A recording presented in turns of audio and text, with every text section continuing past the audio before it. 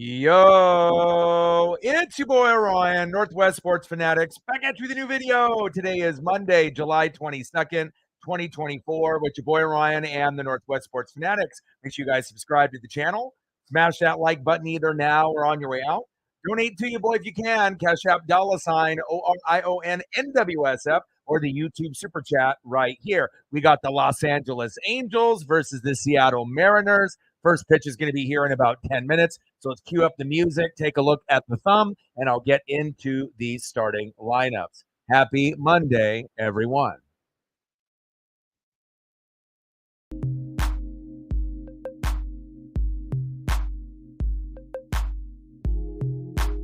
And on the thumb, on the left, we have left fielder Taylor Ward. And on the right, we got Big Dumper, catcher Cal Raleigh. And let's start it off with the visiting Los Angeles Angels. Leading off for the Angels, third baseman Anthony Rendon. Batting second, playing first base for LA, Nolan Schanuel. Batting third, playing left field, Taylor Ward. Batting cleanup, batting fourth, DHing tonight for the Angels, Willie Calhoun. Batting fifth, catching tonight for the Angels, Logan O'Hoppe. Batting sixth, playing center field for LA, Mickey Moniak. Batting seventh, playing second base for LA, Brandon Drury. Batting eighth, playing shortstop for the Halos, Zach Neto. And batting ninth for the Angels, right fielder, Joe Adele. And on the mound for the Angels, the former Oregon Duck and Los Angeles Dodger, all-star this year, 8-8 record with an ERA of 2.97. It is Tyler Anderson. Mr. Anderson. Now let's get into the starting lineups for your Seattle Mariners.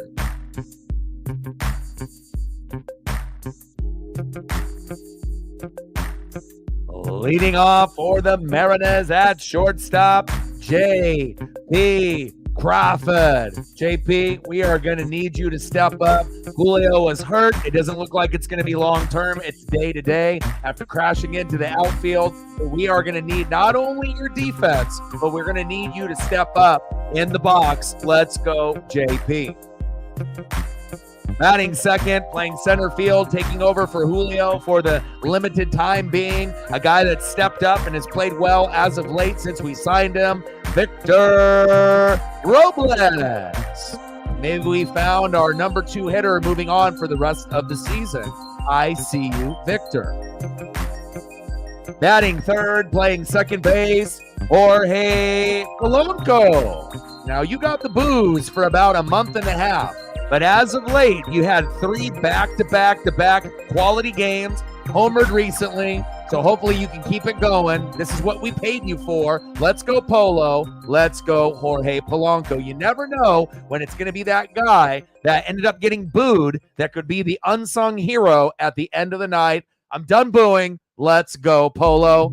Let's get it. Batting cleanup, batting fourth, catching tonight for the Mariners, Big Dumper, Cal Raleigh. And Cal's going to have to take his game to another level as well. We don't have Julio. Normally it's JP, Cal, and Julio that can hold it down. So we're going to need not only this bat to light up, but we're going to need the leadership as well. Let's go, Big Dumper. Let's go, Cal Raleigh. And if you can go yard a couple times in this series, that'll definitely help. Batting fifth, DHing tonight for Seattle, Mitch Garver. Batting sixth, playing first base. They're going to try him out there. Dylan Moore. going to have Tyler Locklear playing this position, as well as Mr. Rayleigh, Luke Rayleigh. Batting 7, playing right field, Mitch Haniger. And Ty France got option. So a lot of people thought that Haniger should be the one that first got option and then maybe Ty France. But we'll see if Haniger ends up getting released as well, or if he ends up being an integral part of this team after we go past the trade deadline. You know, it's probably pointing more towards he'll get released as well. But again, we need to be able to bring up other bats and other defenders in AAA and see if they can fill the role. I see you, Mitch Haniger. Batting 8th, playing third base, Hollywood, Josh Rojas. And batting 9th, getting a chance to finally play left fielder out of AAA, Jonathan Clase. So the youth movement has started with the optioning of Ty France. Now, if no one signs him, he can come back to the Mariners, but more than likely he will get picked up by one of the other 29 other pro teams. And on the mound for the Mariners, with a 7-7 record, an ERA of 3.63. It is Miller time. Bryce Miller. 7-7 record, ERA of 3.63. Let's go, Bryce. Let's go and get this game to get you above 500. Let's go, baby. And like I mentioned multiple times on the stream, make sure you guys are taking care of your mental health. It's the most important thing of the day, every day. So if you feel like you're slipping into some depression or some anxiety, make some minor adjustments to your daily routine. Put a little bit of effort out, and you can come out the other side a lot quicker, a lot sooner, and a lot happier and healthier. So if you're not exercising, do a little bit of that. If you're not eating well, make sure you're trying to make a little effort of eating healthy or not eating fast food every day. Trust me, I cut back. I feel great. Okay, and number 3, make sure you're listening to at least 30 minutes of music every single day. You'll be really surprised on what the music does to the brain to give you positive mental health. You do those 3 minor things, you can get out the other side out of the darkness quicker, and you can help yourself win the day. Go Mariners, baby. I'm ready. Let's get it. Matt in the building. What's good? Hey, let's get to 100 in donos. Let's do it. Hey, like, sub, donate, comment, share. If you do have a Twitter/X account, do your boy a solid and like and retweet the live stream. And obviously, we're going to be shooting for 20 likes within the first hour, 30 to 50 overall. And we also just hit 4 million views on the channel very recently. So next goal will be 5 million views on the channel. Shout out to all the people that said a little words of congratulations and kudos. I wouldn't be able to do these things without you guys in the room. So I love you and I appreciate you. 100% I agree. SummerSlam looking good. Can't wait to do a live stream for that. Megan with a 20. She says, we're going to make sure we get this started off on a good foot, on a good note. DX as well. Stacks on stacks, racks on racks. A little Cactus Jack Bang Bang. Hope you are feeling a little bit better. Thank you so much for your ongoing support for me and Paisley and the channel. $20 holla. DX says, let me jump on that. Hola, what it do? How are you? Bang, bang, bang, boom, boom, boom. Stacks on stacks, racks on racks. A little Cactus Jack Bang, bang, bang. $10 holla. We're at 30, 70 to go. Good start right before, obviously, we get here into first pitch. We're at 30, 70 to go. The two of you let me know what you guys want for photos, and I got you. Just let me know what your favorites are. Even though you already know, I know what your favorites are, but they may change from day to day. Let me know what you want to see, and I got you. Let's go. Captain Oreo in the building. What's good? Trident's up. We got to get these wins, and this is going to be very interesting to see how we play without Julio Rodriguez, arguably one of our best players overall on the team. We're not going to have him for his defense. We're not going to have him for stealing bags, and occasionally we're not going to have him when he has that big game for big RBIs and big home runs. So obviously we're going to need other guys to step up, but these are 3 winnable games against the Los Angeles Angels, okay? If you look at their record right now, right, 42-57, 20-28 on the road. Mariners, 53-48, 31-20 at home. All right. So right now, the Angels are 4th in the AL West. Right now, the Mariners, since we slipped up against the Astros, we're 2nd. But if we gain some ground here on the Angels and win 2 out of 3, or we get the brooms out and we have great pitching and we can get to 4 runs, 7 to 10 hits in all 3 games, then we will be able to overtake that spot from the Astros and get into first place. And I know me, Captain Oreo, and a few others are definitely hoping for that. Let's go. Doing good. Oh, what kind of birthday gift? They're in the building. What's good?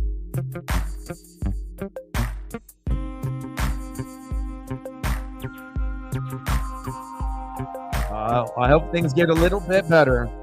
Things have been pretty rough for quite a few people. You just got to take it day by day, hour by hour, minute by minute. Some people can look forward to certain things so far ahead in their life and their schedules. Sometimes you need to take a step back and just be, grateful for just the little things and, just being able to appreciate the time that you have right in the moment and not being distracted by other things. And if you can live your life that way and kind of, appreciate every little moment that you have, I know it kind of sounds cheesy and corny, but it really is true. And once you start having, those type of thoughts, it makes the day go by a little bit sooner. Now, if you have physical ailments, then obviously that's going to be something that you're going to have to battle and fight with. Everyone's going to have different battles with, depression, anxiety, or issues with our bodies. A lot of us are very physical people. A lot of us have had blue collar work and white collar work in our lives. And sometimes we can be fucking clumsy and we can just fucking injure ourselves, by just walking around in the house or falling down in the backyard. I know I'm not the only one. And I know you guys have done that as well. Let's go, baby. We got the Angels. We got the Mariners. We got Monday Night Raw. Things are good. I love you guys. I appreciate you guys very, very much. And I know you're that way as well. The gratitude is your attitude. And again, once you have those small little blessings and gratitude for life, everyone has bad shit that comes at them and hits them, right? Everyone has bad problems, like everybody. It's not like everyone skates off in life. Just because you're rich, you don't have problems. I mean, rich, middle class, poor, it doesn't matter. You're going to have problems, but how you react to the problems, depending on if you have anger issues or you don't know how to, kind of maintain that, it's tough. Not everyone's got an anger issue, but a lot of times people have a problem prioritizing how to act when something bad happens, either overreacting, getting super pissed, or trying to be able to make the best of the situation as soon as you can. Everyone is, has a right to get mad, but if you end up making it something where you're mad for a week, it's not going to be productive for you or anyone around you. And that is big facts. First pitch for Bryce Miller. Right there in the zone for a strike. And we need Bryce to be very, very good here today. In the box, we have Anthony Rendon. Let's go, Bryce. I expect big things from you. Pitch is outside on the corner, but called ball. 1-1 count.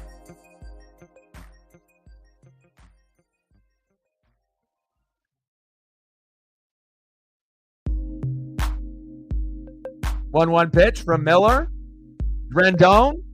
Polanco. Throw to first to Dylan Moore. And this was a little weird seeing Dylan Moore at first base. We've never really seen him there. We have Tyler Locklear waiting in the wings. And we know Luke Raley can also not only play center field, left field, right field, he can also DH and play first base. So for me, I was kind of hoping to see more of Luke Raley, but Demo has been productive as of late. He had a 2 RBI triple, so I guess they want to be able to keep the hot hand going, and we'll see if that is the case. Next up here in the top of the first, Nolan shot Noel. Little chopper right back to Polo, same spot, same place. JP, throw to Demo, 2 away. Wow. Making your boy work the vocals early. I see you. Like, sub, donate, comment, share, help your boy out. Anthony Rendon, little blooper up the middle. See you later. Nolan shot Noel. Another blooper right up the middle. Throw to first. See you later. Next up, left fielder Taylor Ward. All right, Taylor, let's go. Taylor gang. Top of the first, 0-0 Angels and Mariners, 227 average, 14 homers, and 44 ribbies for Taylor Ward here in 2024.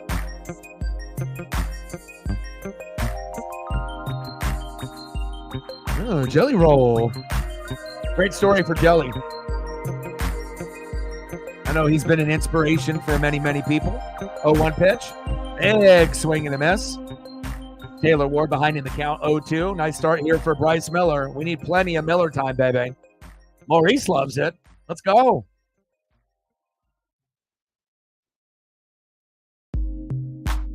0-2 pitch from Miller to Ward. That one chopped foul towards third base. First base. That one faded. A nice catch by a fan in the outfield.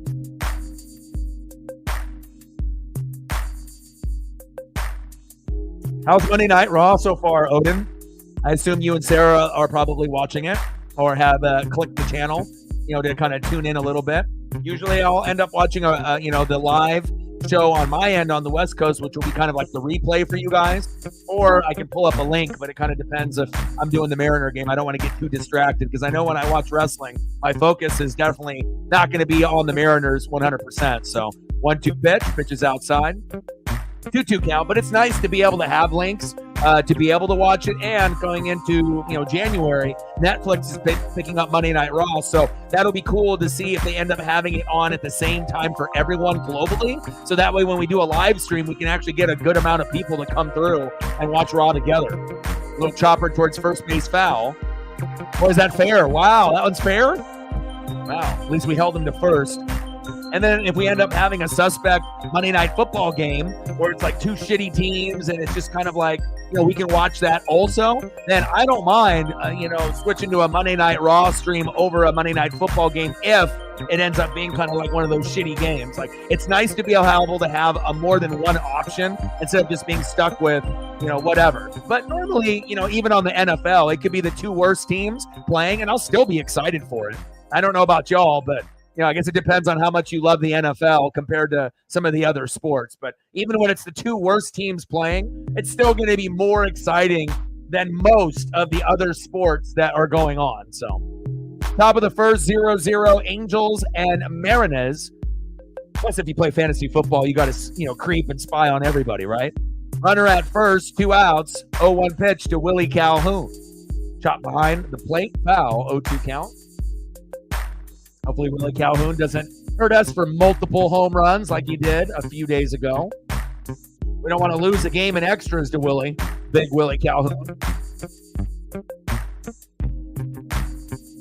Ryan Bliss got sent down, but again, they're trying to go for another bat just to see, if this is someone that can stay on the top of the roster. So we have been able to see a little Tyler Locklear and Ryan Bliss. So now they're going to start implementing some of these other guys. And do I like Ryan Bliss going down to AAA? Not really. But if it gives him a chance to play every day and hone his skills in AAA like Tyler Locklear did, rather than sitting in the dugout and never fucking playing and only playing once every 5 games and maybe being a pinch hitter. There we go. Nice punch out there on Willie Calhoun. Sometimes you got to look at it from a different perspective. Yeah, getting demoted and going down to AAA sucks. But again, if you're so far down on the depth chart that if you were in the big leagues and you're just sitting there and, you need to be able to work on your skills and you're a young kid, sometimes it's better to go somewhere where you're actually playing every day. Like, it's not as good competition, but you're getting there and you're getting the reps in. And then when they call your number again, maybe you can actually make the squad rather than just being on the squad, sitting on the bench. And then when they get you filled in at pinch runner or pinch hitter once every 5 games and you fuck up and you don't do well, then they're like, oh, what happened? Well, I'm not getting reps. So, you got to look at it like that. But I didn't like seeing Ryan Bliss's name go down, but I am optimistic about the name that they brought up. And again, we got Lazaro Montes, we got Harry Ford, we got a lot of the guys, Colt Emerson, Cole Young. Those are just 4 of the guys that could potentially be starters in the lineup. And we'll see if we end up getting Ty France back after being optioned or not. Probably not. And maybe they'll do the same thing with Mitch Haniger. We'll see. But there definitely feels like a youth movement is about to happen. And hopefully we make a trade for a first baseman or outfielder, just saying, Vlad Jr., Luis Robert Jr., or a Brent Rooker, Brian De La Cruz, something like that. But, getting more younger names, if we're going to lose games, we might as well lose with entertaining guys, not with a bunch of old asses. And a lot of the old asses we like, they've been up, with us for a long, long time. We love them.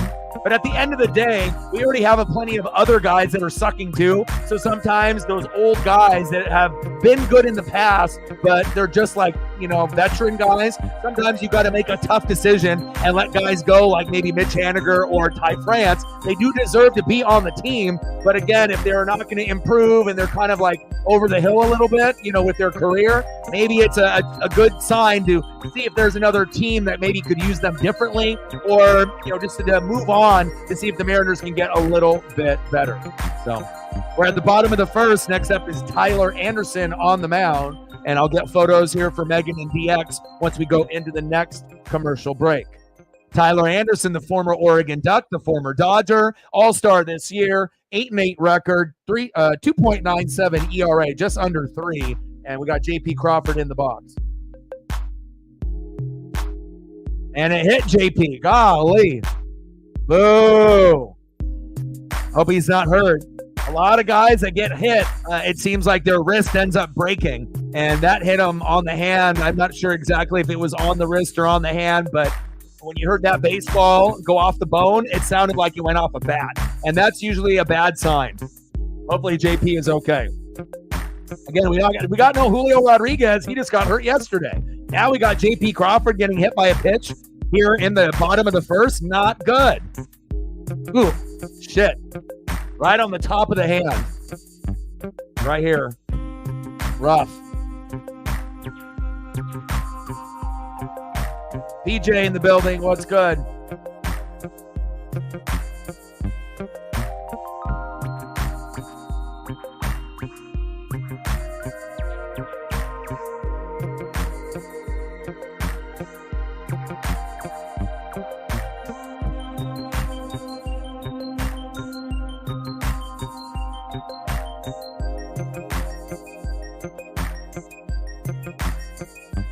Shout out to Odin, Sarah, and Megan and Matt for the love on the post. I appreciate that.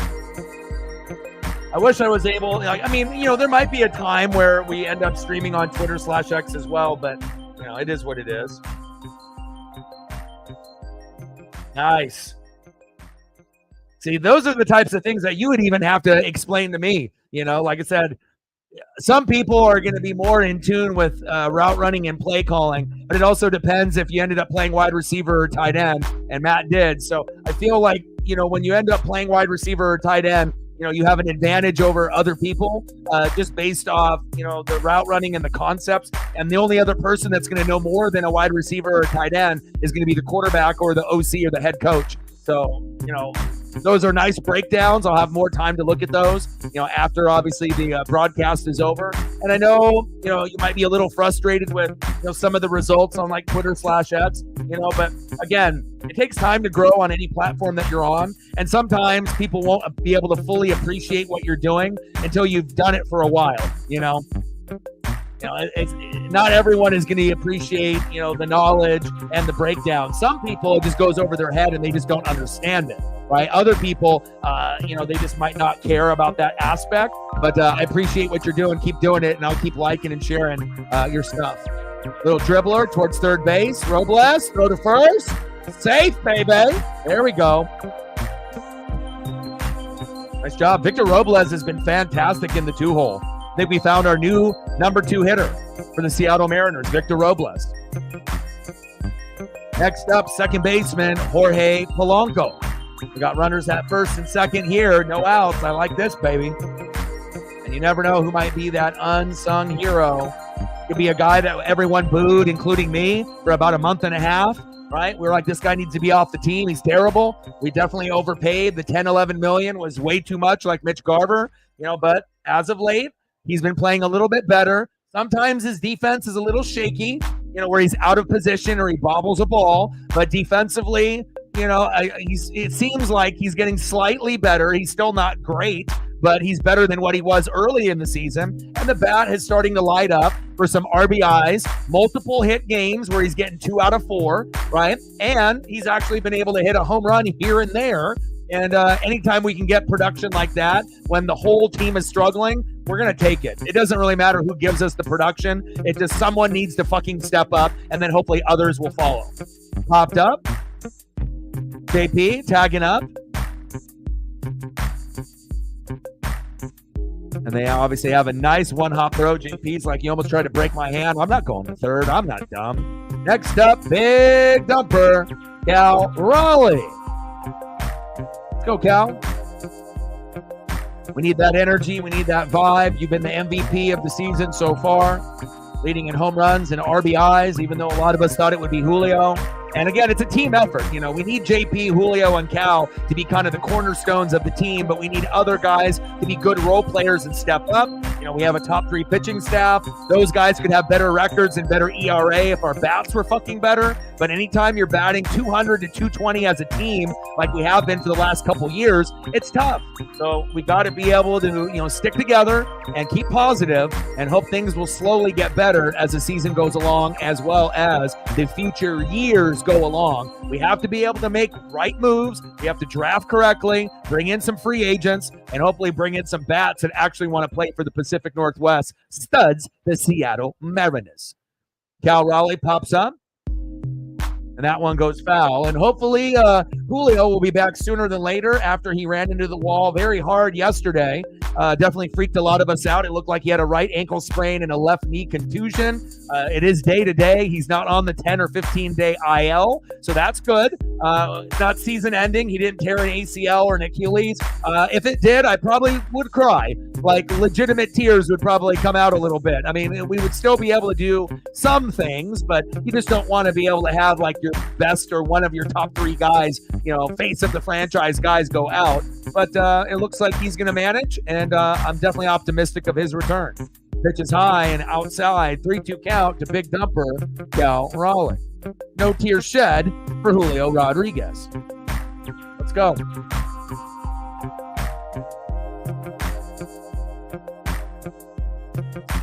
Stay in the building. What's good? Nice to see Robles step up, man. He's been very, very good. Like, we didn't have any expectations, and maybe that's good. Like, oh, Victor Robles, he used to be good 5 years ago. Yeah, he's probably not going to do shit, you know, and then he comes in and actually plays some decent defense and, you know, getting some good RBIs and hits. And if you can consistently hit, you're going to be a stud on this lineup because we have problems from the 1 and the 9, all the way in between. So anyone that can do anything positive, we're going to take. Raleigh, yes, sir. Let's go.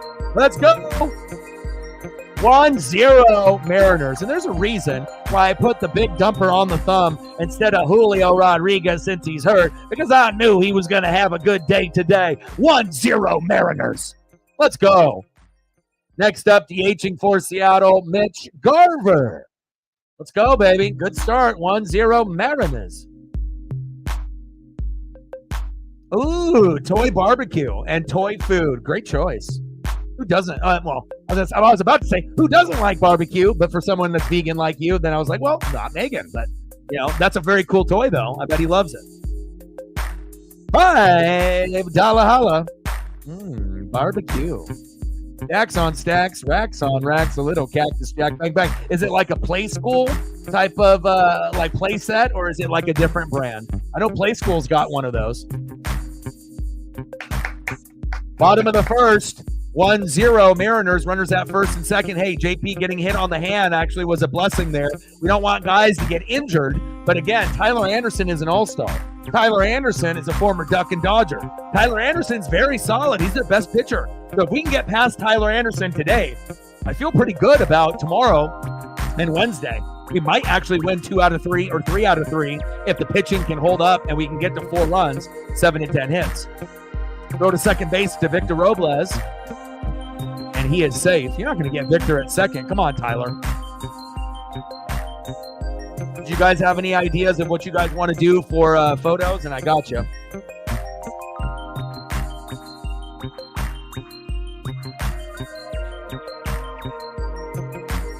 Eric in the building. What's good? 2-0 pitch. Pitch is outside. 3-0 count.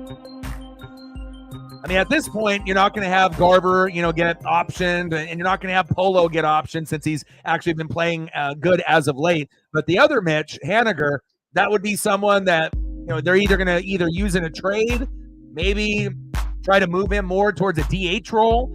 It all depends on injuries as well. But I think a lot of people thought Haniger was going to get optioned before Ty France, because we feel like Ty has a little bit more left in the tank than Haniger does at this point from what we've seen. But we'll see what the Mariners' plan is here in the next few weeks. Garver, Because, I mean, if Haniger ends up getting released or we send him to AAA or he's just a DH guy, as long as we're bringing in someone that's as good as him or better, which should be pretty easy, and that person can produce on a regular basis, we don't like to see our vets go, but at some point, we have to have the best quality team. Big swing and a miss. There goes Garver. 2 away. We're going to need that bat, Mitch. Let's go. Next up, first baseman, Timo Dylan Moore. And I thought this would be, Luke Raley or maybe Tyler Locklear, but I guess they're going to give Timo a chance to see if he can play first base. So being optioned is pretty much saying that the team feels that you're not really a fit anymore, based off, how much money they owe you and how your production has been if you haven't been playing good, right? So if they option you off, it's pretty much almost sending him into like free agency, like almost like you got cut, right? And then if a team claims him, then that, team, whatever the priority is, gets Ty France. But if nobody claims him and everyone thinks that he's over the hill or can't play or whatever the reasoning is that they don't want Ty France, then he's got an option to come back to the Mariners or go to the AAA squad, depending on the salary and the money. But I don't think he's going to, take away the money. He still needs the money and to get paid. So if that means, going to AAA and you're still getting millions of dollars, I imagine Ty would do that, He, obviously, his ego is hurt and bruised a little bit, probably thinking that Haniger should have got the axe before him. But so there's still a chance that Ty comes back to us, but it all depends on the other 29 teams if they have any interest in Ty France. And honestly, it's not like Ty is shitty. Haniger's worse than him, if we're being honest, but both of them have underwhelmed this year. Big swing and a miss, and there he goes. There goes Demo. End of the first inning, 1-0 Mariners. What would you, and sometimes when a guy is struggling on one team, right, as we've seen in the past, when people leave the Mariners, what typically happens? They go to a new team, and then they all of a sudden turn into an all-star, or they go beast mode, or they play pretty good. Eugenio Suarez on the Diamondbacks has been kind of hit or miss, but Jared Kelenic has been playing great for the Atlanta Braves, right? And Teoscar Hernandez went to the Dodgers, right, with one of the best supporting casts in baseball, turned himself into an all-star, and won the home run derby. So, it kind of depends on the situation, but if it was my guess, I would assume there's at least a third of the teams that would be willing to have Ty France either starting or as a backup first baseman, so I highly doubt that we're going to see Ty France in a Mariner uniform after that. So anything you guys want to do for photos, DX, Megan, regulars, let me know, and I got you. I'll start you off with a little Anson here, and then we'll go from there. You let me know.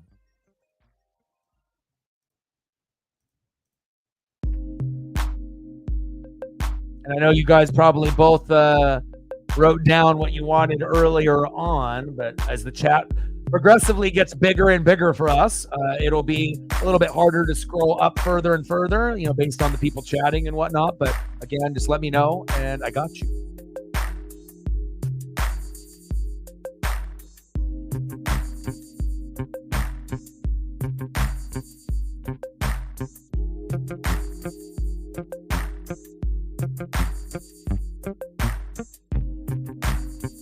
Is JP going out? JP is out. And it's crazy because I was going to have JP on the thumb, but at the last second, I ended up changing the thumbnail. That's very ironic that happened because this was the first thumbnail that I made this afternoon with JP on there. And then something gave me bad juju vibes. And then I decided to make another one. And then I went with the Cal Raleigh. And then I obviously changed the size of Taylor Ward there. But prayers up to JP. Hopefully it's not broken. And now we're in a youth movement, y'all. But again, if we're going to lose, we might as well lose in style with young guys that are exciting rather than the older guys that we kind of know what they're going to do. Popped up, one away, Logan O'Hoppe.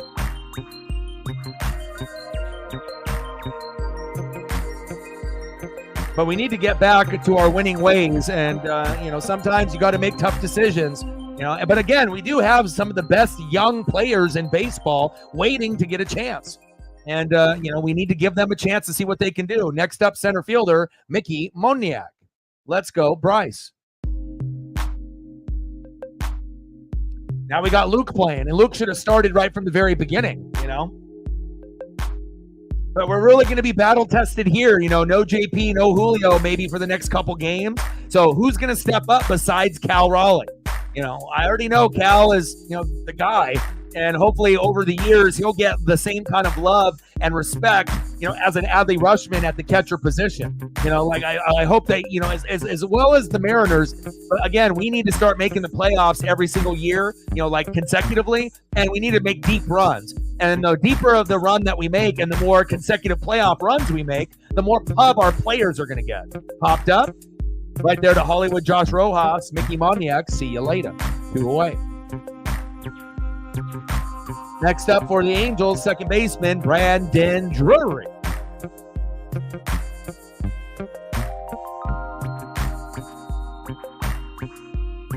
All the Silver Foxes. It's nice to be able to know what people like, you know, and be able to spread a little bit of joy, you know, with what's going on. So hope things get a little bit better for y'all. All right. 171 average, 1 homer, 7 ribbies for Brandon Drury. Get to fucking 20 likes. I haven't checked, though. Pitch is low, into the dirt. Nice save by Cal Raleigh. Another part of his game, an aspect of his game that never gets talked about. Think about all those wild pitches that our amazing pitching staff throws out. You know, where you get guys like Castillo and Kirby and Gilbert and Miller and Wu, but sometimes, you know, when they're pitching 90 to 100, that ball goes crazy. And if you don't have a good catcher to be able to bounce it into the dirt and smother it, and if it gets away from the catcher, that could potentially score, you know, not only, you know, a couple more advancements in hits and bases, but also runs. So Cal Dumper, the big Dumper, never underestimate what the big Dumper can do. All right, we're at 14. Now we're at 15. We got 27 people in the room. If you haven't smashed the like button just yet, looks like about half have done it so far. So if you can do that for me, it'd be greatly appreciated. We're 5 away from 20. And again, we're trying to shoot for 30 to 50 and then 100 in the donos on every single stream because your boy's got a lot of bills and Paisley is an expensive girl. I'm going to be taking her to the dog groomer tomorrow and to get her nails trimmed and her body washed, and the self-wash is usually like $35 with like including a little bit of a tip for them. So, and then I got this like powder that I got to put on her food for her teeth. So instead of like brushing her teeth, it has like these positive properties from Petco Lab, and a little tiny jar with 1 little scoop on food each day is like $35. So again, you know, I wish I could buy stuff for myself, but you know, if I'm going to grind, I'm going to grind to pay the bills, keep doing the dream, and then to take care of Paisley. So you know, dogs don't get to live forever, so I want to make sure she's happy and she's healthy. Top of the second, 1-0 Mariners, 2 away. 3-2 pitch from Bryce Miller to Brandon Drury.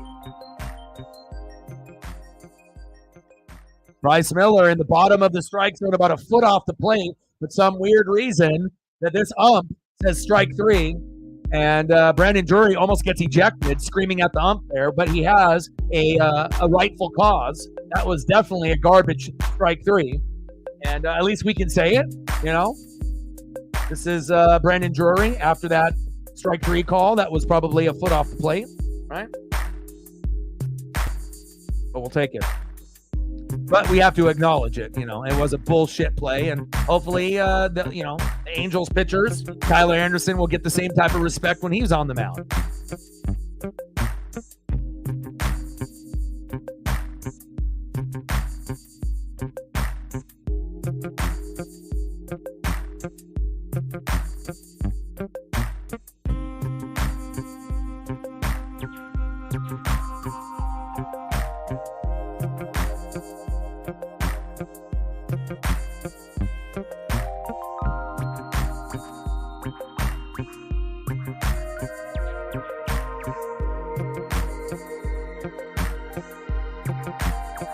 Queue up a few more photos. Like, sub, donate, comment, share. Help your boy out.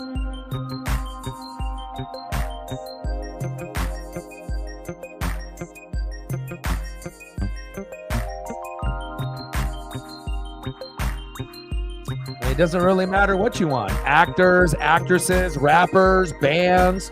You know, you got a favorite football player, wrestler, NASCAR, F1, whatever you like, you will get.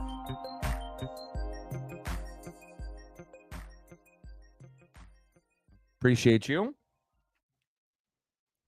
I got to make some more room here. Next up for the Mariners here in the bottom of the second, right fielder, Mitch Haniger. Batting second, third baseman, Hollywood, Josh Rojas. And batting third, left fielder, Jonathan Clase.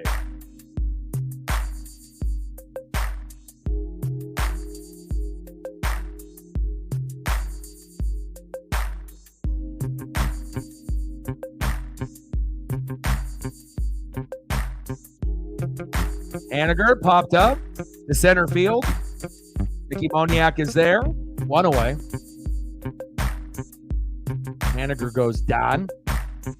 Next up, third baseman, Hollywood, Josh Rojas. Let's go, Hollywood. Yeah, me too. I'm really hoping that he's okay as well.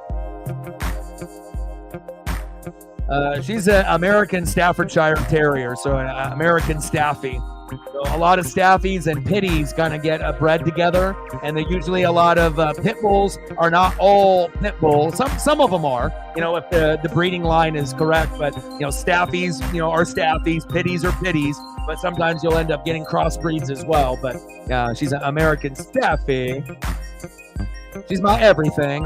Captain Oreo with a 4. Appreciate you. Stacks on stacks, racks on racks. Little Cactus Jack, bang bang. Appreciate you, and I'll get your photos up as soon as I get DX's photos up. Appreciate you, my guy. Captain Oreo showing some love for the cause. Rojas pops that one, fading into the third row, foul.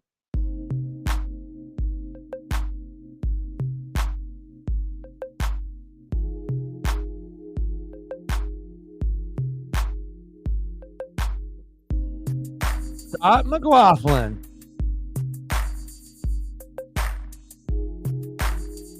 Weak swing there by Rojas, 2 away.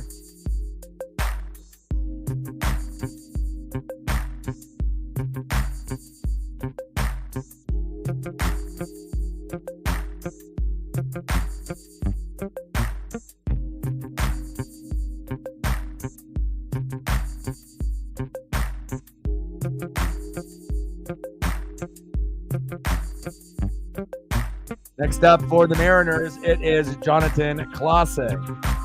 And you got to make sure you're swinging and you're following through. Losing a little bit of confidence, you know, since his hot start at the beginning of the year. But hopefully Rojas can get it going. Jonathan Clase pops up. That one is fading foul.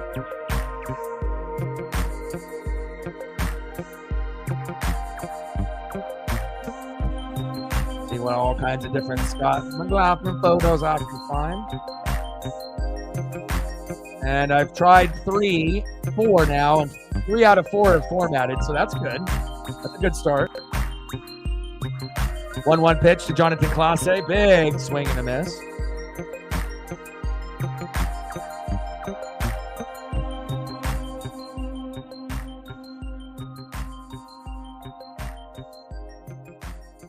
One-two pitch to Jonathan Clase's high and outside. 2-2 count.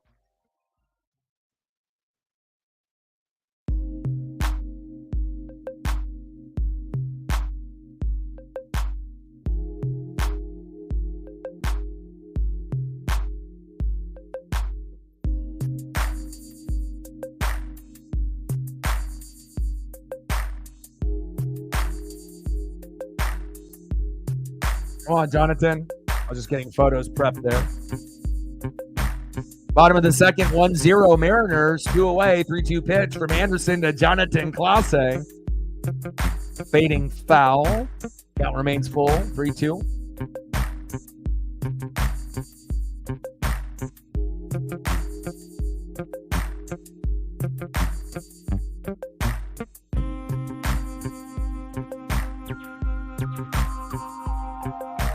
Three-two pitch, big swing and a miss.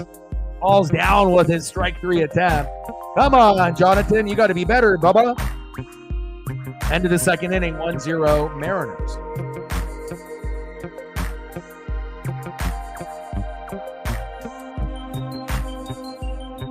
Oh, Bo Nix, good choice.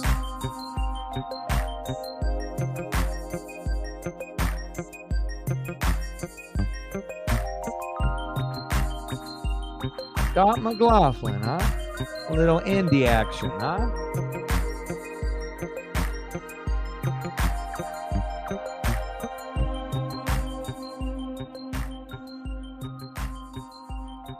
A little bit of everything, a little bit of the car, a little bit of the driver and the team, a little solo interview shot. This next one's really dope. Nice kind of camera angle of the car from the front. That's fire. And I've got a side view photo of a different vehicle. Definitely the coolest photos out of the group. Very cool.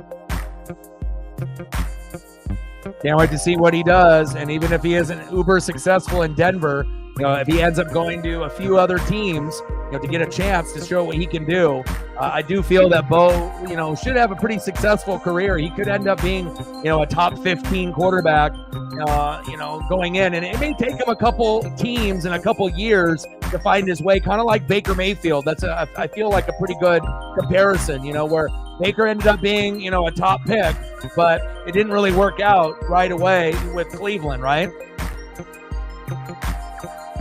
Neto flies out, one away. He did good things for Cleveland. Cleveland's overall roster wasn't really there, but he took them to the playoffs for the first time in a long time, right? Then ended up playing for the Rams in a short period of time with not a whole lot of time to be able to pick up the playbook. Did well for the Rams, came to Tampa Bay, and now he's our starter for the foreseeable future. So, I don't think Baker Mayfield necessarily is like good enough to maybe win the whole thing, like a Super Bowl, or even get to a Super Bowl. Hell, I don't even know if we can get to an NFC championship game with Baker. And I think that's a fair assessment based on like the Niners and the Lions and a few of these teams that are so close that, for Baker to be able to get there, he would need a hell of a lot of help, with Tampa's supporting cast to overachieve and make an NFC championship game. I wouldn't say it's impossible, but me being a hardcore fan, I'm not going to be like, oh yeah, we definitely can go to a Super Bowl with Baker, but I feel Bo Nix has got a lot of upside, and a lot of these quarterbacks in this draft, are going to fail, but there's going to be a couple that will end up succeeding. Next up for the Angels is Joe Adele. Popped up, Haniger in right field is there, 2 away. Next up for the Angels, third baseman Anthony Rendon. And I'll get a couple Denver Bronco photos up of Bo Nix here as well. Yeah, I mean, you could argue the Ducks, have the best helmets and uniforms, combination-wise. Obviously we got the Nike money with Phil Knight, but it's not only having the money, you have to actually have people that know how to draw and come up with good designs of clothes. Anyone can have money, but that doesn't mean you have a good fashion sense.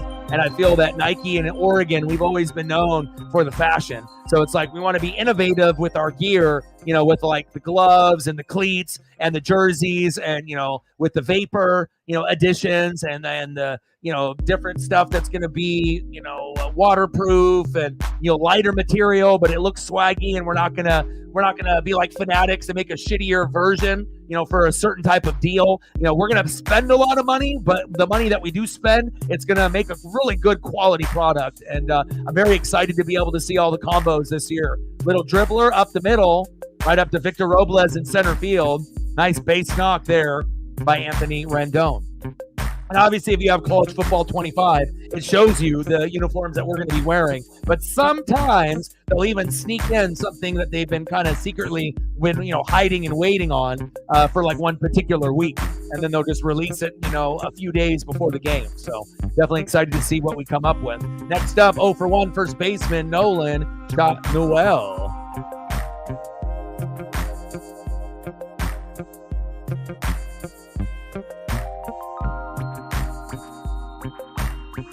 I don't know. I like Michigan's colors and their jerseys. I like Ohio State's tradition and their colors, with their little pewter and, the real crimson red and with the gray, right? Even Penn State, the way that they look. I think a lot of the Big Ten schools have a very swaggy, unique look. It's just now you're going to have to embrace Oregon, USC, UCLA, coming through, and as well as UW and the Huskies. So.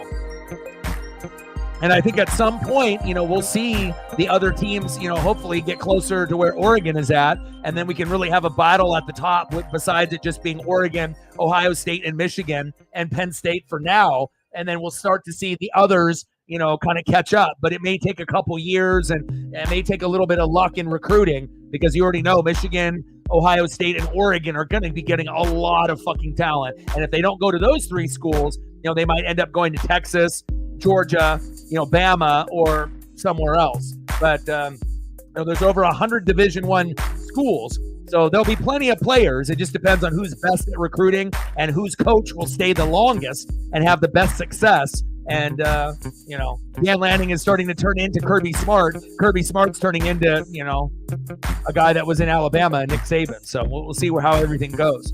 2-2 pitch to Nolan, dribbler right up the middle. Polo is there. Throw to Demo. 1-2-3 inning. Bang, bang, bang. Let's go to the bottom of the third. 1-0 Mariners.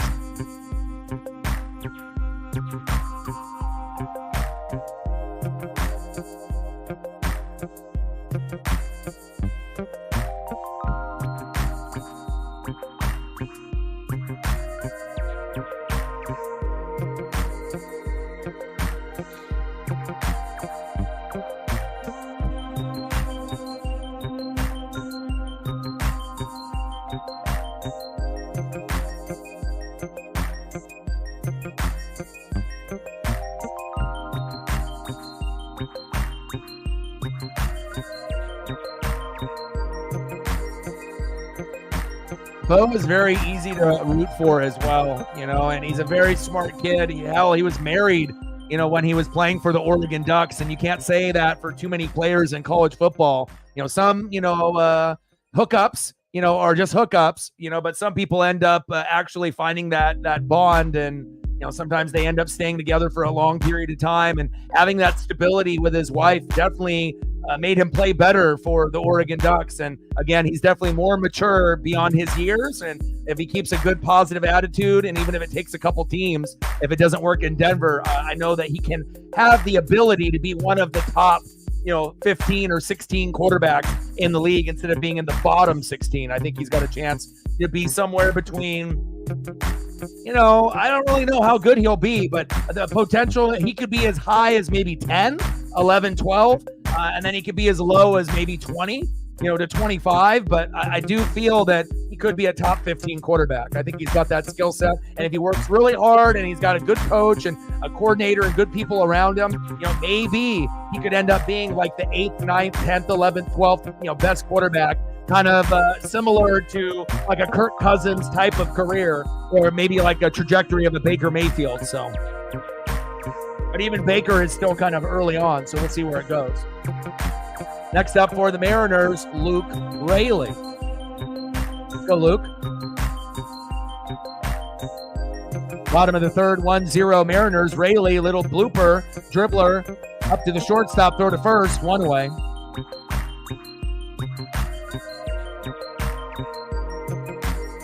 Next up, center fielder, Victor Robles. Let's go, Victor. Like, sub, donate, comment, share. Have we hit 20 likes yet? I haven't checked.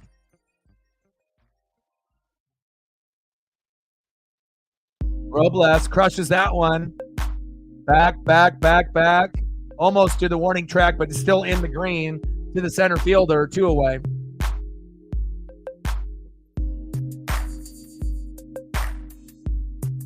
Next up for the Mariners, second baseman, Jorge Polanco. Let's go, Polo. We need another unexpected home run.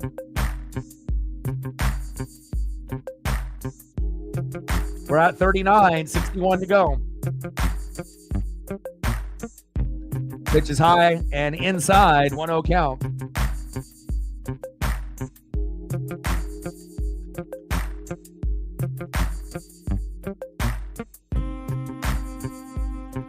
High and outside again, 2-0 count. Let's take a look to see where we're at.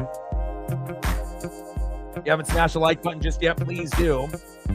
We are at 17, so we still need 3 more to get to 20. So if you haven't smashed the like button just yet, please do. Now we're at 18, 2 more to hit the goal within the first hour.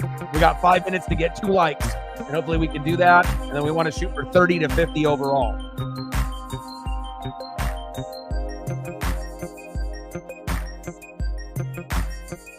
.30 pitch. Pitch is inside at the knees. Should have been ball 4, but called strike 1. 3-1 count from Anderson to Polo.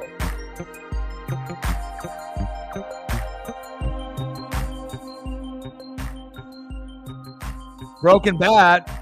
Dribbler, same spot, same place. Shortstop to first baseman. Easy 1-2-3 inning for the Angels. Yeah, he'll be wearing 10 for the Broncos.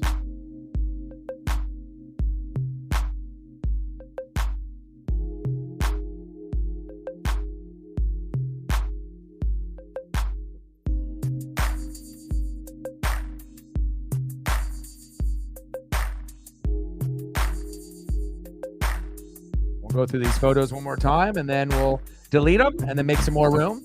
Appreciate all the people. Like, sub, donate, comment, share, help your boy out. We just went over the 4 million view mark just recently. We're over 4.1 million views on the channel. Next goal will be 5 million views. And obviously trying to just creep up on the subscriber count the best that we can. Let's go, baby. Football season is approaching. NFL and college football, the best time of the year. You're going to end up having MLB playoffs. You get the beginning of baseball. Then you're going to transition into hockey and basketball. You got WWE and AEW all year round. Obviously, NASCAR Cup, is getting closer to the playoff scene as well. Once we end up hitting September, it's going to get very, very exciting like it does every single year. Let me make some changes here and delete some of these photos. If there's anything else that I left out, for anybody that has donated so far, let me know, and I gotcha.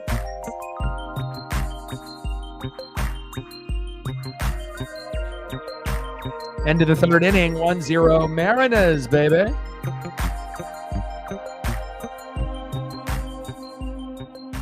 Let's see who's up next here for the Angels.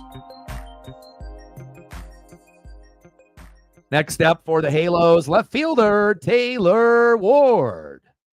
Batting second this inning, DHing for the Angels, Big Willie Calhoun. And batting third, catching tonight for the Angels, Logan O'Hoppe. Let's go Mariners.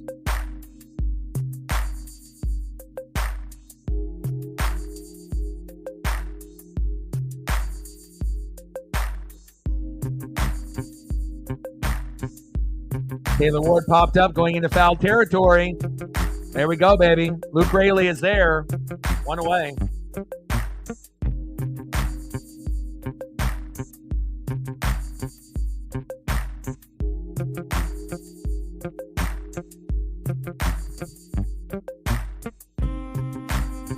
Next up for the Angels, DHing today, 0 for 1 with a K, Big Willie Calhoun.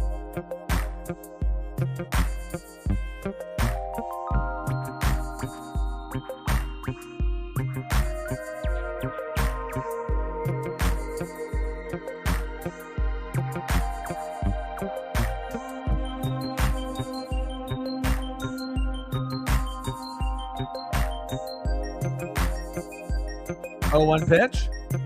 Pitch is inside to Willie Calhoun, 1-1 count. I don't think the Mariners are afraid of anybody, but the bottom line is, because if you actually talk to most Mariner fans that actually know Mariner baseball, I've never met a dumb one. You know, every Mariner fan that I've met that actually cares about the team is pretty fucking smart and intelligent and knows how this team is run and has been a fan either since the 80s or 90s. So I feel that we know that we have one of the best pitching staffs in baseball, not just in the American League, but we also know that we can't fucking hit and we are very inconsistent. You know, it's not easy for us to get over 4 runs and 7 to 10 hits.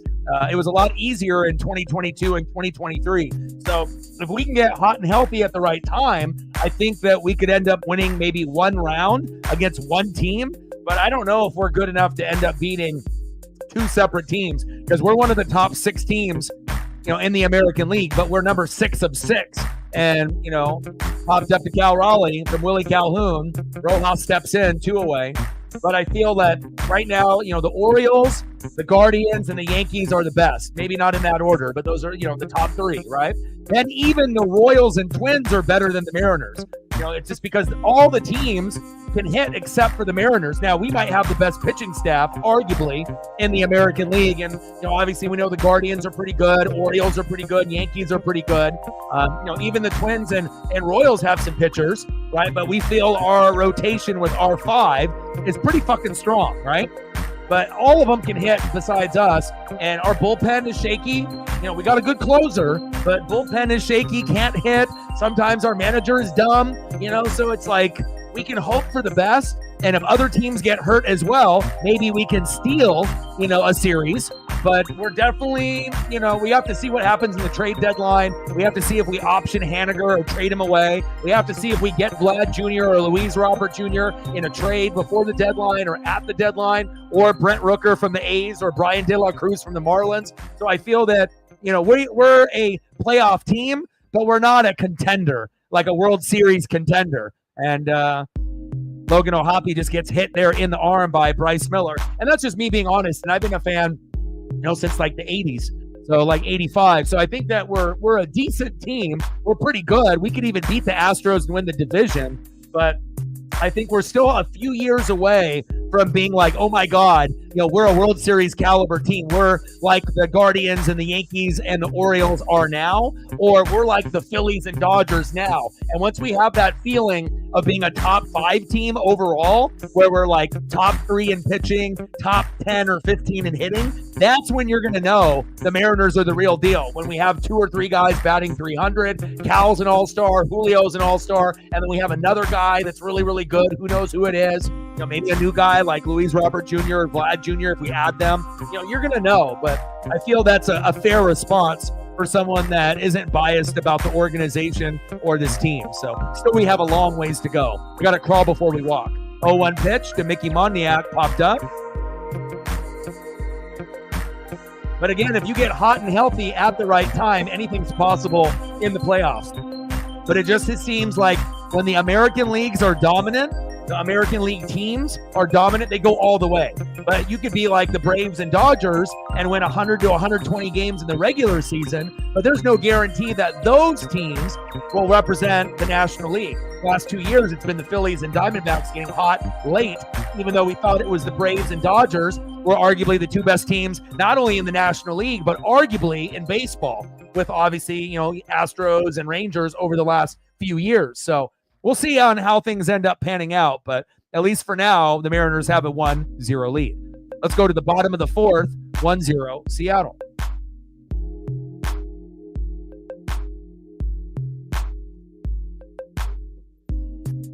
Next up, big dumper, Cal Raleigh. 1-for-1 with an RBI. We're going to need more than just Cal Raleigh. But again, he's going to have to step his game up tremendously with Julio and now JP being out. Can we get Cal Raleigh to hit a home run today or sometime in this series? I think there's a good probability of that happening. And if it doesn't happen today, tomorrow or Wednesday, I think there'll be a good chance for a Cal Raleigh bomb. Batting second, 0-for-1 with a K, DHing for Seattle, Mitch Garver. And batting third this inning, 0-for-1 with a K, playing first base, giving it a try, Demo Dylan Moore. But I know they brought Luke Raley in, so I imagine they're going to move some of these guys around. Let's take a quick look I can't see what the defensive layout is now, but I know they've shifted some of the guys since JP was there. So I imagine Demo is playing shortstop now, and then I think Luke Raley is at first base based on the defense that we saw last inning. So let's go, baby. So I do everything Pacific Northwest. So obviously with me, I live in Oregon. So obviously it's Blazers for the pro team, Ducks for college football, and then obviously Kraken and Mariners. And a lot of people would say Seahawks, but again, I'm more of a defensive-minded fan. And back in the 80s, it was all really about Joe Montana and Jerry Rice and the Niners. But I didn't want to be a bandwagon fan and hop on to their 5 championships once they won in '94 with Steve Young and when Dion was there. So I waited one more year, and then when Sapp and Brooks got drafted by Tampa, John Lynch was there. Then they drafted Rondé Barber, Mike Allstott was there. Those are my kind of guys that I relate to. The physicality, those guys that play with passion. And I felt that the Niners and the Seahawks didn't have players like that, except for maybe Dion in '94, and then he left to the Cowboys in '95 and won back-to-back Super Bowls. And Cal Raleigh, line drive. Ooh, nice catch by the ball girl. And that one goes foul. But that's the main reason I decided to be, a Tampa fan, is because of the defense, because of Sapp and Brooks, Lynch, Barber, Simeon Rice, and then obviously Mike Allstott is my guy on offense. So now, if the Seahawks had guys like that at that time, I would have been a Seahawk fan, or I would have maybe been a Niner fan, at that point. But again, they just didn't really have enough. There was like Bill Romanowski. You had Merton Hanks doing the chicken dance. You got Dion. Ooh, line drive. Nice catch by the third baseman, Luis Rengifo.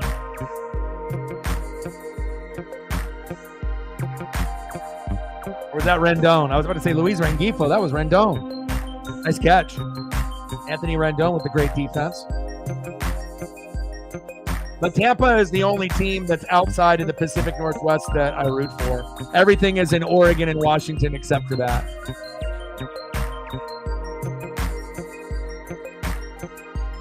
Of course, I'm a lot older than I look.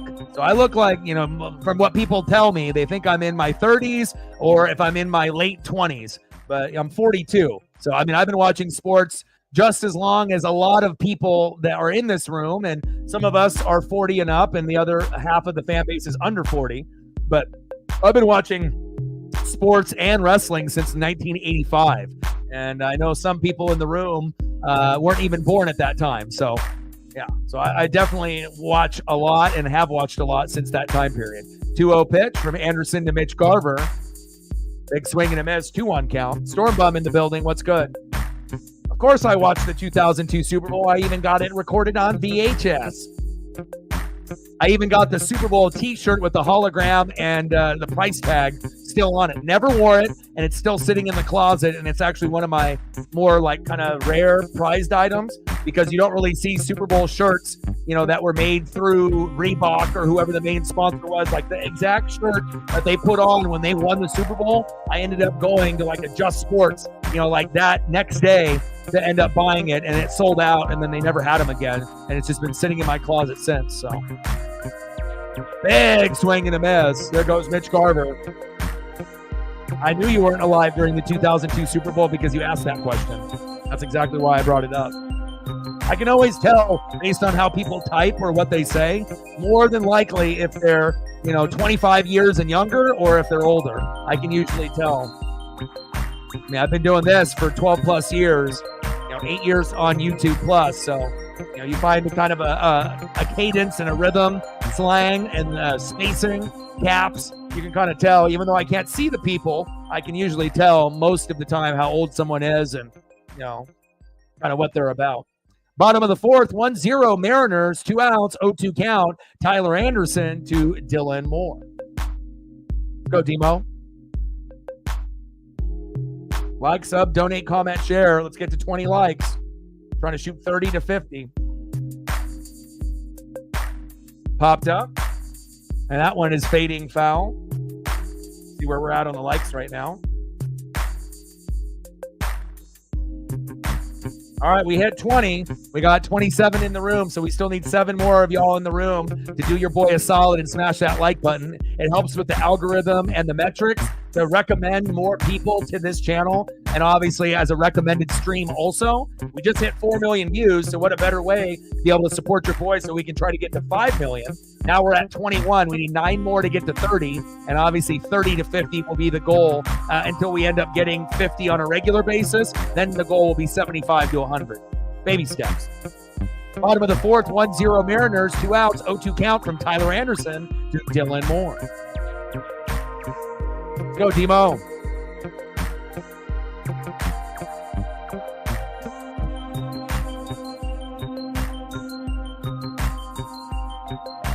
Yeah, I'm definitely excited to be able to see, what USC and Washington, are going to be able to do with UCLA joining the Big Ten. It's going to be a little weird, rocking the Big Ten patch, when we used to, do the Pac-8 and the Pac-10 and the Pac-12. We wore that shit with pride, and to have our conference disappear because of the board members were greedy and wanted more money out of the conference deal, which ended up, this was eventually going to happen at some point, but we could have prevented this happening, for at least another 5 to 10 years if they weren't so greedy. But, it was eventually going to happen anyways. So I guess we might as well just get it over with.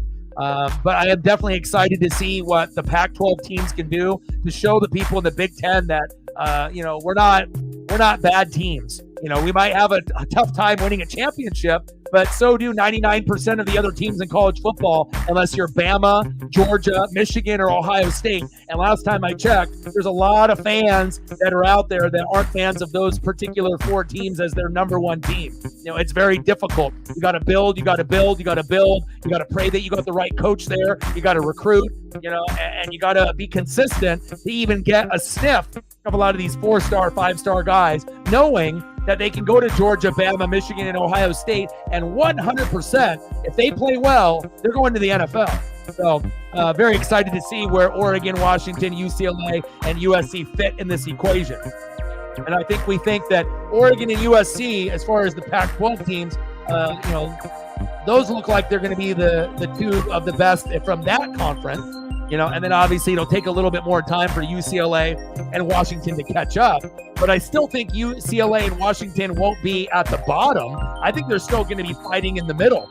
They'll be fighting with teams like Wisconsin and Iowa, and they're probably not going to be as good as Penn State, Michigan, Ohio State, and Oregon. That's going to be the top 4. But everything below that with like Iowa and Wisconsin and then the others, USC and Washington should be sprinkled in with that second tier group. And then once recruiting gets better and then you start getting more athletes, then some of those teams that are on that second tier, USC, Washington, Iowa, Wisconsin, may take the leap, and one of them might take Penn State's spot.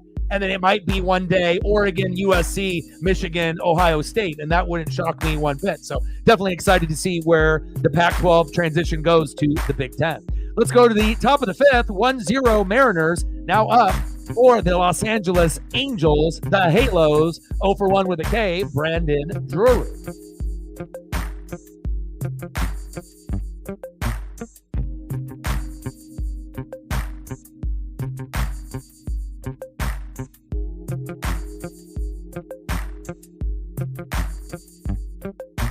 Well, you could say, Steph, multiple contracts were not very good. The Garb contract and the Polo contract were not good. We could have ended up trying to keep Teoscar and Kelenic, and our team would be sitting much better than it is right now.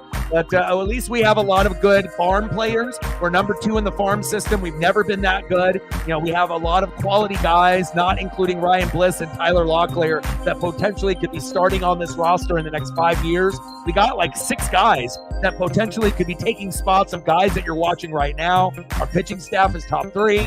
Our hitting stinks. Our bullpen sometimes stinks, and sometimes our manager stinks. But again, with all that being said, it's looking kind of bright, for the future for the Mariners for the next 15 to 20 years. Throw to first, 1 away. And eventually, hopefully the Mariners will spend some of their money and spend some of their profits. They're very cheap. They want to be able to spend as least as possible and try to get as much credit for us overachieving, and then they can make more profits, but at some point you're going to have to spend a little bit more money. And just imagine if the Mariners spent $30 more million a year for 2 more players that could be the difference between us making the playoffs and maybe even making an ALCS or a World Series. Like if we had the salary to bring in, like let's say a Vlad Jr. and a Luis Robert Jr., and they're on the team right now, we're not really talking about the same type of problems that we were talking about before. So not saying that we would do that, but it could be something that we could do one day. And if we ever do that, that might be when we end up being a World Series team. Line drive by Zach Neto to Demo, 2 away. Sorry, Zach, not today. Next up, right fielder, Joe Adele. But everyone's struggling on the Mariners. I mean, we have 0 300 hitters. You know, a lot of the guys are batting around 200 instead of 300, which is terrible. You know, but again, we have to be optimistic. We have to stay positive. And we know that we didn't make the playoffs for 20 plus years, right? In 2022, we did with Cal Raleigh. Last year, we barely missed the wild card. And this year, it looks like we're going to make a wild card or win the division. So this is the new era that just started in 2022. So from 2022 to 2042, we're going to see more good seasons in the Mariners' history than ever before. You know, we have a chance to maybe have 13 playoff seasons out of like 20 years. And if that ends up being the case, we might end up making a World Series once or twice, and maybe we might end up even winning one in the next 20 years. It's possible. So we'll have to wait and see. And again, you know, Lazaro Montez is awesome. You know, you got Colt Emerson, Cole Young, Harry Ford, Ryan Bliss, Tyler Locklear, and that's just naming those guys. And then we got pitchers, and then we got that amazing guy in the draft that is a foreign-born player that can throw from the right side and the left side. I mean, that's crazy. Imagine if that ends up being our 4 or 5 in the rotation, and he can pitch from the left and the right. I mean, the way the Mariners are drafting right now, it's super exciting. Like, we're going to have a chance to have the #1 pitching staff in baseball at some point, right? Depending on who we keep in the contract and who we let go. But if we keep drafting like this and keep building the farm system and eventually pull the trigger for a couple superstar names, you know, we could really take, you know, the next step and the evolution of the Seattle Mariners. Popped up. Haniger is there. Boom. Easy 1, 2, 3 inning for the Mariners.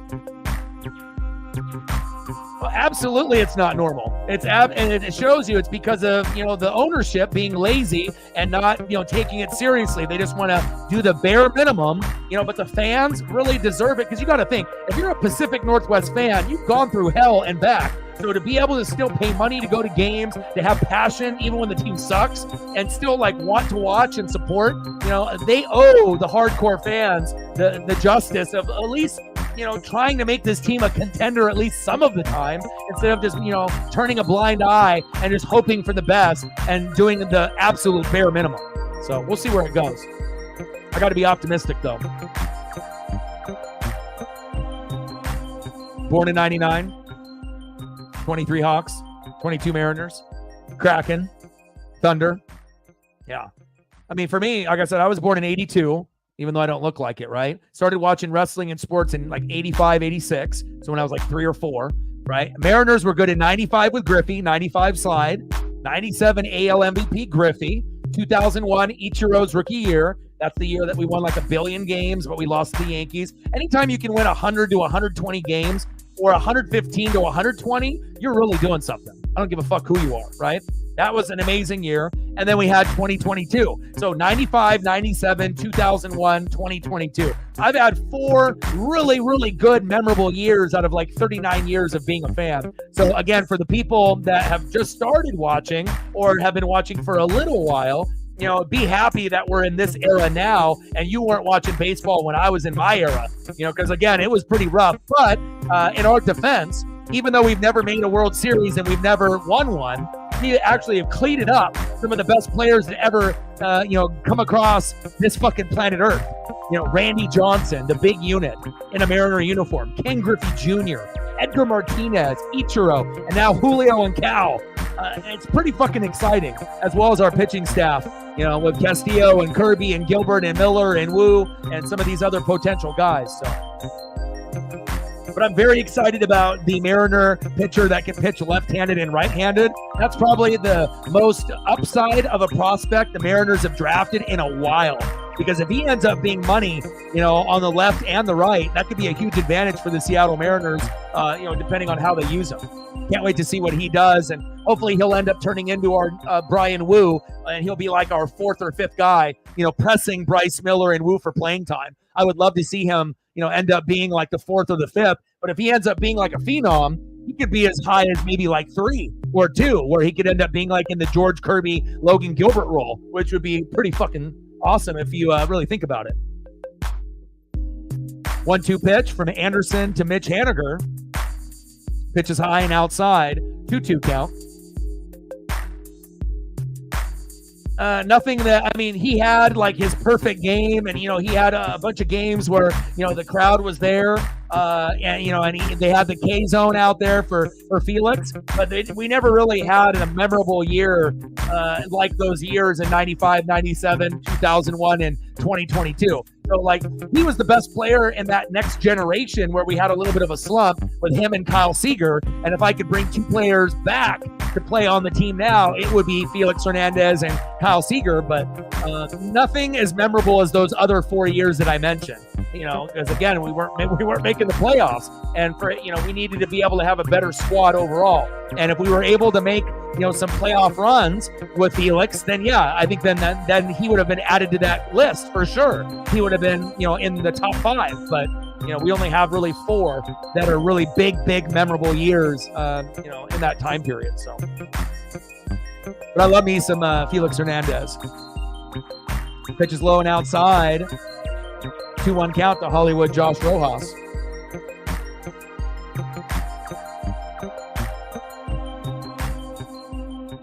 Let's go, Hollywood. Like, sub, donate, comment, share. Try to get to 30 likes. 2-1 pitch from Anderson to Rojas. Rojas crushes it. There we go. Little blooper. Run. Oh, got him. Let's do a replay. I want to see a replay on that. That was close. We're at 39, 61 to go. And we're at 23 likes. We need 7 more to get to 30. So if you haven't smashed the like button just yet, please do. Help us get to 30 so that way we can shoot for 35 to 40.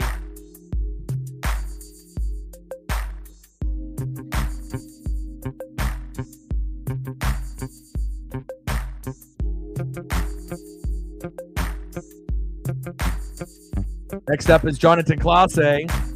First pitch strike, swings, back, all the way to the warning track, and caught by Joe Adell.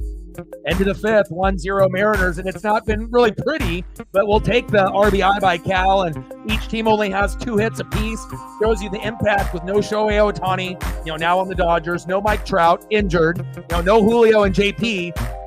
It's going to be a lot harder for these other guys to step up, but again, if we're going to be like this, we might as well keep bringing up guys, from the farm system. And again, I'm very excited to see what we end up doing in the trade deadline. We either make a move for a big name, which is not likely. Vlad Jr., Luis Robert Jr. would be the best fits for the Mariners for popular big names. Not Cody Bellinger, not Pete Alonso, not Jazz Chisholm.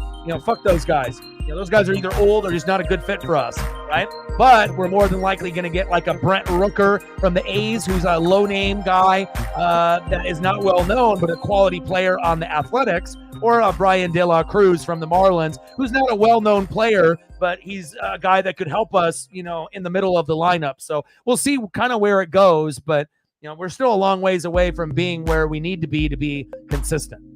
End of the 5th, 1-0 Mariners.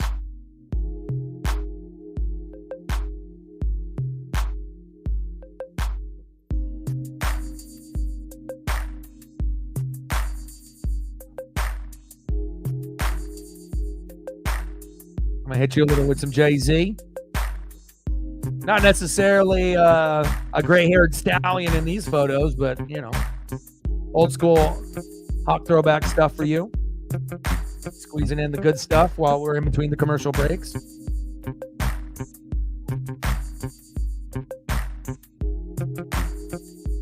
Hold on, Paisley.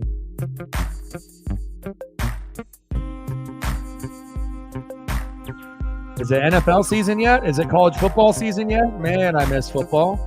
But I love baseball, but I miss me some football.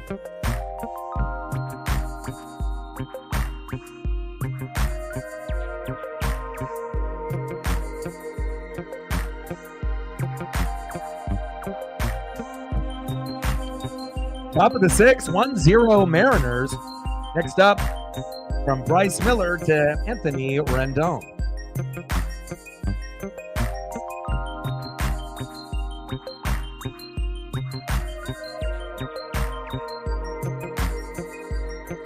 TV in the building. What's good? Top of the sixth, 1-0 Mariners.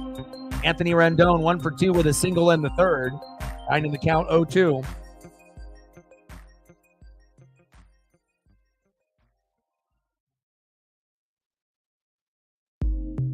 0-2 pitch. Pitch is high. 1-2 count.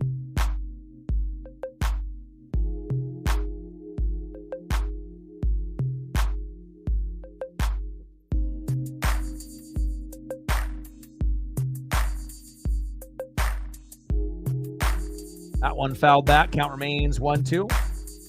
Come on, Bryce. We need you, baby. Mariner Moose is waiting. Been a pitching duel so far. 2 hitters apiece for both pitchers, and we needed Bryce to play well today.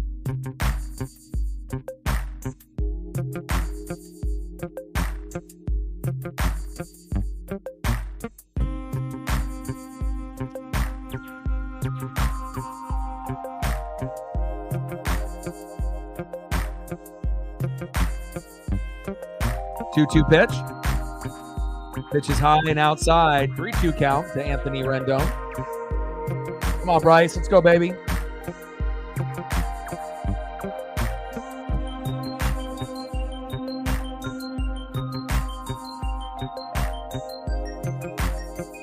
Payoff pitch. Rendon right up the middle. Solo's there. Throw to Luke Raley. 1 away. Let's go, baby. So fresh and so clean. Let's go, Bryce.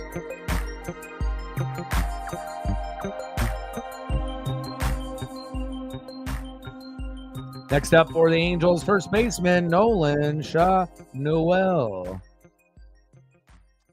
0 for 2. Let's make it 0 for 3. Pitches inside, 1-0 count.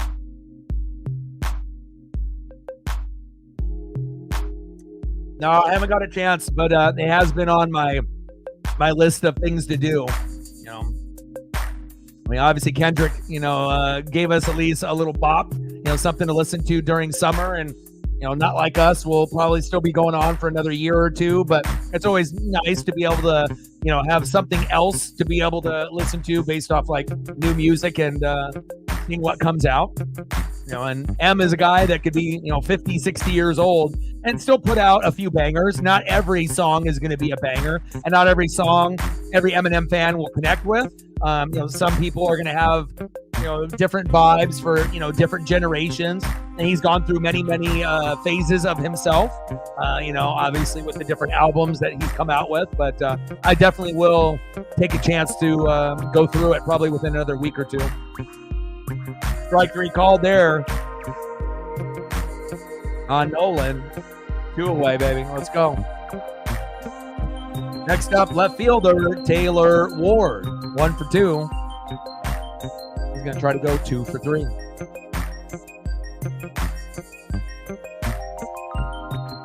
Yeah, and like I said, I used to listen to M and D12 and like all of the old stuff. So usually when you go through an artist, a lot of their old stuff is before they became really famous and they're hungry. So like when you listen to old Drake, old Kanye, that stuff is a lot better than a lot of the new stuff that these artists put out. Because once they've already made it and the fame and the money and the accolades are already there, sometimes the hunger isn't there. And when the hunger isn't there, you can feel it in the music.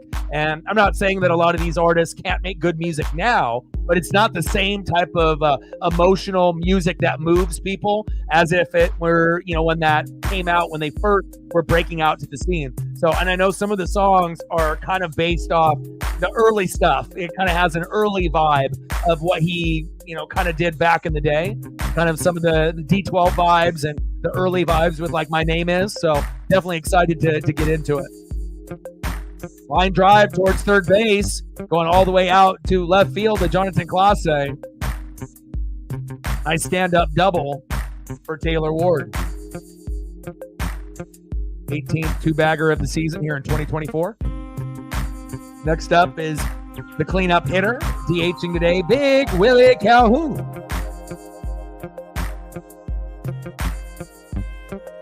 I mean, I previewed a few of the songs, but I didn't like. For me, when I listen to an album or I listen to like new music, I have to be in the right like mind space, and I can't just be like sifting through it really quick. I want to appreciate what they put out. So it's like I got to make sure I'm not doing anything else, and I want to immerse myself in the album, and then hopefully I have no distractions for like that hour. So that way I can actually, not get pulled away. Like listen to one song, get pulled away, do some other shit, and then come back and listen to another. I can't really appreciate the album as a whole that way. So hopefully I'll be able to have an hour to myself. And how long is the album? How many tracks? Top of the sixth, 1-0 Mariners. Runner at second with 2 away. Pitchers duel here with Tyler Anderson, Mr. Anderson, and Bryce Miller with Mr. Miller. First pitch to Willie Calhoun. Pops that one foul, 0-1 count.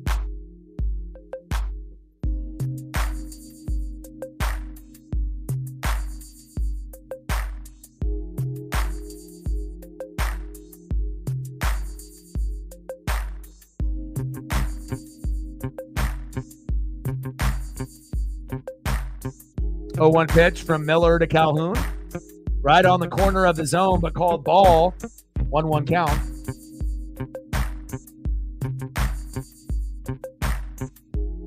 But I've been listening to hip hop for a long, long time. Started off, with a little Vanilla Ice and Young MC and MC Hammer. And then obviously getting the first CD was Dr. Dre, The Chronic, Snoop Dogg, Doggy Style, Tupac, double album, All Eyes on Me, Biggie's double album, and then the Bone Thug album with the Eternal 1999. So when you end up starting off with, Dr. Dre, Snoop Dogg, Tupac, Biggie, and Bone as your first 5 CDs, it pretty much shapes you for any kid that grew up in the 80s or 90s. Pitch is low and into the dirt. 2-2 count, but I do have appreciation for every era of hip-hop. It doesn't have to be like, oh, I like that old school, but all this mumble rap and this new shit sucks. I still, like, particular certain artists that are out now, but I feel it's harder to find people that I like now than it was back in the day. Pitch is high and outside, 3-2 count. But, if you're a GOAT and you're a legend, your music will stand the test of time. Just like Lil Wayne and Eminem. I mean, like I said, some people think they're the best. Some people think they're in the top 5, but you can go back and listen to their music and still enjoy it to this day. 3-2 pitch from Bryce to Willie Calhoun. Got him, baby. 19 with some skits, baby. I like that. Nice job, Bryce. That a boy. Take a look at the stats for these pitchers so far. We're in the bottom of the 6th, and it's a pitcher's duel. 1-0 game. 0 runs, 3 hits, no errors for the Angels. 1 run, 2 hits for the Mariners with no errors. And in the bottom of the 1st, Cal Raleigh singled to center. JP scored after getting hit on the hand and exiting the game a little bit after that. Robles to second. So if it wasn't for Cal Raleigh, we would be fucked right now. Same thing with Bryce Miller. And let's take a quick look at Tyler Anderson, the All-Star. Let's take a little look at his stat line. Tyler Anderson, 5 innings pitched, 2 hits, 1 earned run, no walks, 7 Ks. I see him. And then let's take a look at Bryce Miller. It's Miller time. Drink those beers. 6 innings pitched, 3 hits, 0 earned run, 0 walks, 4 Ks. So 11 Ks combined. It's very low scoring, and they've had a good control so far. But hopefully, we can get a little bit of a run to get a little bit more cushion and insurance, because 1 is not enough to win a baseball game. We're going to have to try to get to 4, because you just kind of have a feeling the Angels are going to get hot at some point. $39. We need 61 to hit the goal, and we want to obviously try to get to 30 on the likes, 30 to 50. Let's see where we're at right now.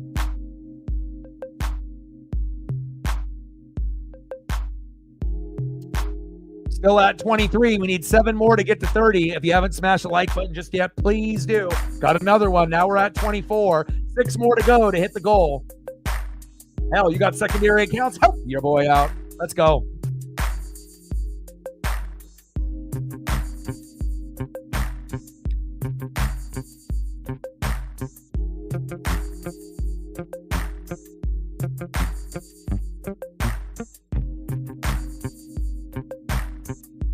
Leading off for the Mariners for J.P. Crawford, Luke Raley.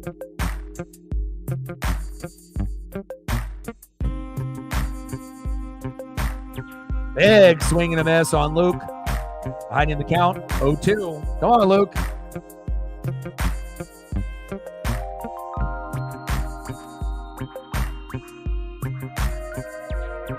Raley chops that one towards first base foul. And I feel with the Mitch Garver, Jorge Polanco experiment, it hasn't really worked out too well. But with the Luke Raley trade, that one I think a lot of Mariners fans feel good about. The Jose Caballero for Luke Raley, and I feel that we really love Luke. He goes through kind of these hot streaks and then these cold fronts. You know, it's like almost like watching a weather report. You know, sometimes it's very, very hot, and the action can be very humid, and he's on fire. And then other times this cold front comes in, and he's nowhere to be found. And it's just, we want him to get past that cold, front that he's on with Hollywood Josh Rojas, and hopefully him and Raley and Rojas can get it together. Big swing and a miss, and the cold front still stays in view. One down. Come on, baby. We need you, Luke. But I do like his effort. He always runs hard to first base, and he always gives 150% effort on all his plays. So I do appreciate that about him. Next up, center fielder for Julio Rodriguez with the injury running into the wall. Center fielder today, Victor Robles, who actually has been pretty fucking good for the Mariners since he's been getting a chance to play almost every day. Let's go, Victor. Chopper right up the middle, baby. Who would have thought that Victor Robles would be one of our best hitters as of late, but hell, I'll take it. And it's also putting him in the right order of the batting order, not having Victor Robles batting fucking 9th or 8th, actually having him in the top 5 spots in the batting order. That was a very smart thing to recognize. And again, Scott Servais sometimes fucks up the lineup and puts the right player in the wrong spot. But this is one of the nice, brilliant moves that Servais has made by putting Victor in the 2-hole. Nice job.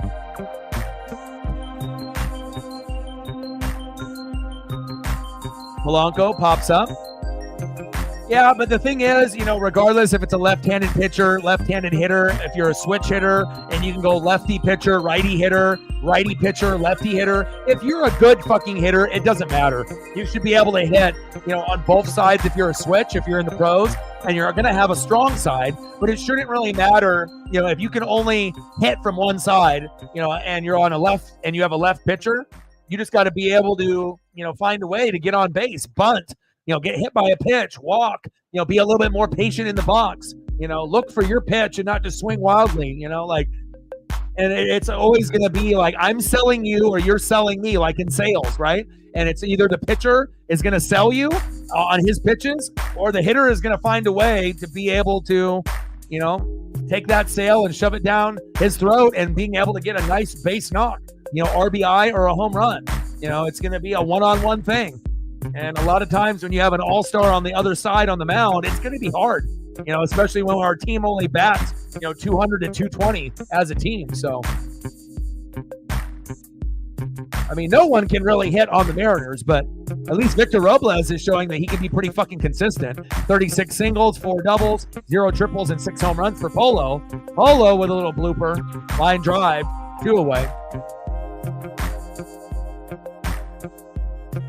But every switch hitter is going to have a strong side. You're not normally going to get the same stats on the left and the right. Usually one side is slightly higher than the other, and sometimes it's drastically higher. Like one guy can bat 280 from the left side, but then he goes down to like 215 or 220 from the right side. But it's like Cal Raleigh. He's a better hitter from the left, but he's got enough power to hit home runs on the right side. So there's a little bit of a downgrade in the stats, but Cal still ends up hitting more home runs from that side than you would expect.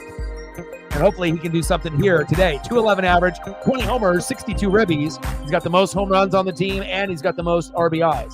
Let's bring that electricity. Let's go, Cal. Bottom of the 6th, 1-0 Mariners. Runner at first, 2 away. 62 ribbies for my guy, big dumper, Cal Raleigh. Now, if we can find a switch hitter that can hit 300 from both sides, then you're going to end up seeing some kind of new phenomenon. Like this pitcher that we got can pitch from the left and the right. But to my knowledge, I don't think I've seen too many guys that can bat 300 from both sides. That might be something that someone can look up to see if we've ever had a switch hitter that has batted 300 from both sides, the left and the right. To my knowledge, maybe Mickey Mantle. That's the only one that I can think of, but that's a long time ago. And Mickey played, back before a lot of us were even born, back when our parents were, obviously growing up. So bottom of the 6th, 1-0 Mariners. Runner at first, 2 outs. Tyler Anderson, the all-star, on the mound. And Cal Raleigh, the all-star that should have been this year, in the box. Oh, no worries. I know you always will do what you can. And hopefully we'll get others to be able to step up. We got you, we got DX, and there's others, Captain Oreo, and a few others that will be coming through, like Reflect. And the more people that show support, then the others will notice, and then they'll help out too. So obviously we're going to have our regulars help out more, but it'll always help set the tone, regardless if it's even $1. And hopefully we can get back to getting closer to those goal days where we hit goal. But as long as, I can pay the bills and take care of Paisley, that's what matters. Bottom of the 6th, 1-0 Mariners. Runner at first, 2 outs, 2-2 count. Tyler Anderson to Cal Raleigh. Pitches high, good eye, 3-2 count.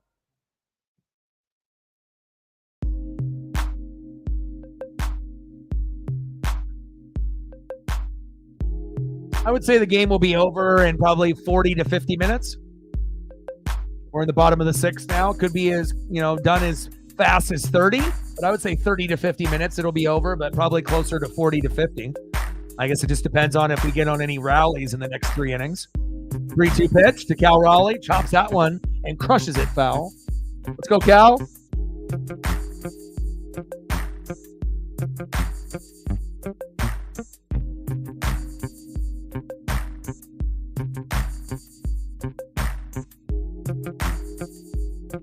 Britt in the building. How are you?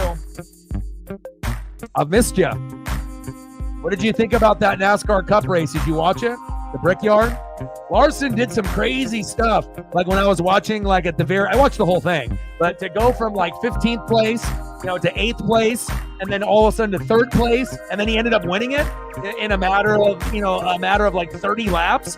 That's incredible. I haven't seen too many guys besides Jimmy, Jeff, and Richard Petty and Dale Earnhardt, the Intimidator, do things like that. And obviously we've seen Kyle and we've seen Chase and we've seen some of these other guys do it once in a while. But it's really impressive when you can see a guy that's got a good car, he's got a good pit crew, he's got good tires, good movement, and not only his car is good, but his driving skills are amazing, and he can go from 15th to 8th to 3rd all the way to 1st within about 20 to 30 laps.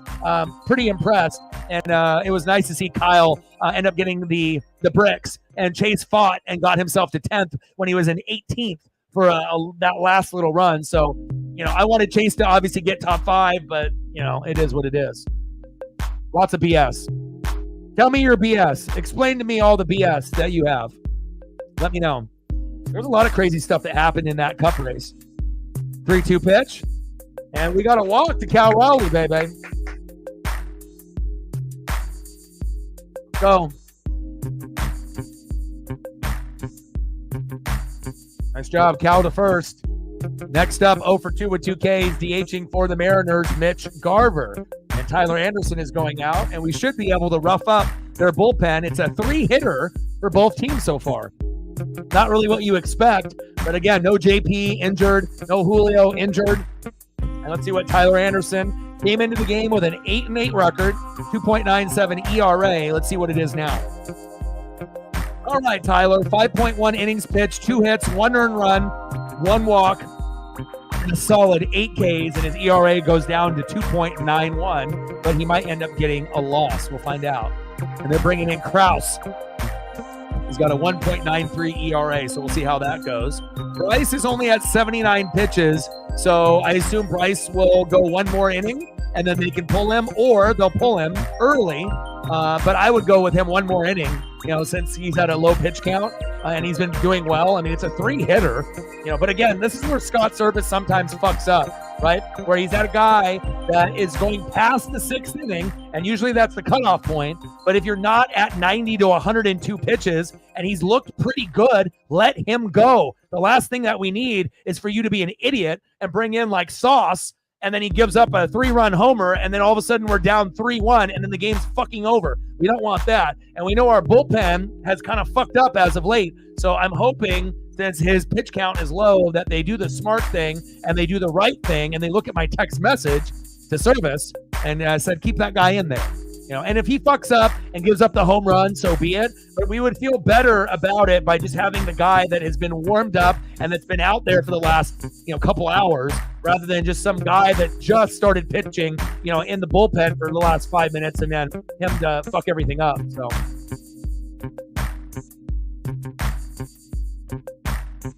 He did jump the restart. I would agree to that. Oh no, you can blow up the DMs. You can blow up the DMs whenever. When I'm watching NASCAR Cup Series, you already know how that goes. I'm watching it from the beginning to the end. I was actually live streaming the Mariner game and watching the race at the same time. So I actually watched the whole thing. I started the race about an hour and a half before the game, but yeah, you got something to mention, you can message me anytime. Bottom of the 6th, 1-0 Mariners, runners at first and second, 2 away. We got Hans Kraus in the game. And we're going against Mitch Garver. Big Bad Brad could have won that too. And, towards the end, those cautions and going into overtime really killed their chances. And obviously Larson took advantage. But Larson shouldn't have won that race. There's probably 2 or 3 guys that were a little bit more deserving.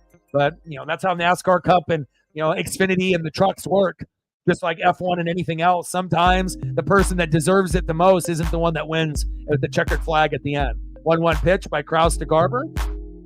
Behind in the count, 1-2. Let's go, Mitch. Like, sub, donate, comment, share. Help your boy out.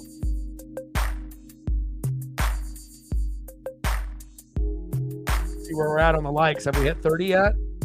We're at 25. We need 5 more likes to get to 30. If you haven't smashed the like button just yet, please do. We're at 26 now. 4 more to go to get to 30. Yeah, Blaney definitely got screwed, and he has a very good chance to be back-to-back champ. There's about 5 drivers, it feels like, that could win it all, based on winning 1 to 4 races, when you're looking at the drivers there. And there's a couple guys that haven't won just yet. Obviously we haven't seen Ross Chastain struggle like this, or Kyle Busch struggle like this. Joey Logano's kind of struggling as well. But it'll be very interesting to see how it plays out. That's why I wish that you lived not on the other side of the country. There's not very many people I feel that I could actually watch NASCAR with and enjoy it, but you're definitely one of those people. But we can live vicariously through each other, even though you're on the East Coast and I'm on the West Coast. We're still vibing and watching the same things. But hopefully one day I'll be able to do NASCAR Cup streams in the future. I really enjoyed it, but it all has to make sense. If I can get the same type of viewership or better than when I do Mariner streams, I definitely could sacrifice a Mariner stream on a Sunday to do a Cup race. But again, I have to be able to get the likes. I have to get the views. I have to put myself in a position for, a good dono day. I can't be getting 4,000 views and no donos. That doesn't really make any sense, especially if I got bills to pay. I'd love to be able to do it again, and I do enjoy it. I love NFL, college football, baseball, NASCAR, wrestling, and then hockey. And then at the very, very bottom, then it'll be like NBA and college hoops, besides like March Madness. But Cup Series has been really, really interesting this year. I don't really feel there's one individual that is running away with it. There's 5, individuals right now that I legitimately think would have a chance in the playoff. And there's probably another name that could come out of nowhere, like Blaney did last year, that could do the unthinkable, win one of these last few races late, one of the last 4 or 5 races, get to 2 wins, then end up winning 1 or 2 races in the playoff, and then they end up winning the whole thing. But you never know.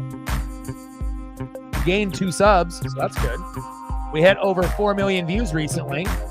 4.1 million views on the channel. Next goal is 5 million views, which is good. Hitting goals, taking names, grinding.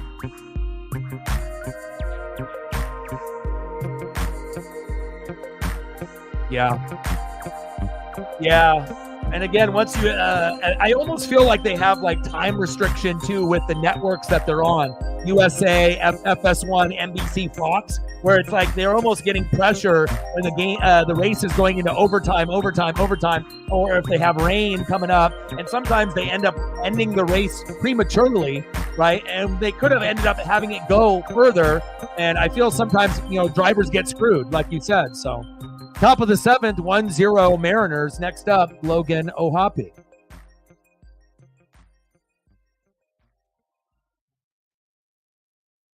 First pitch to Logan O'Hoppe, big swing and a miss, 0-1 count. But who knows? Maybe one day we'll be able to meet face to face. Maybe go to a cup race or something of that nature. I think that would be a lot of fun. Pitch is low and into the dirt, 1-1 count.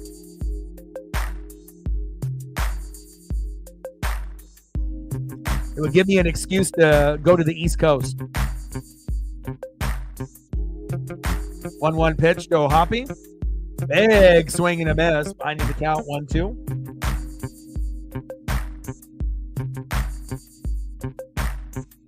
Logan O'Hoppe, 278 average here in 2024.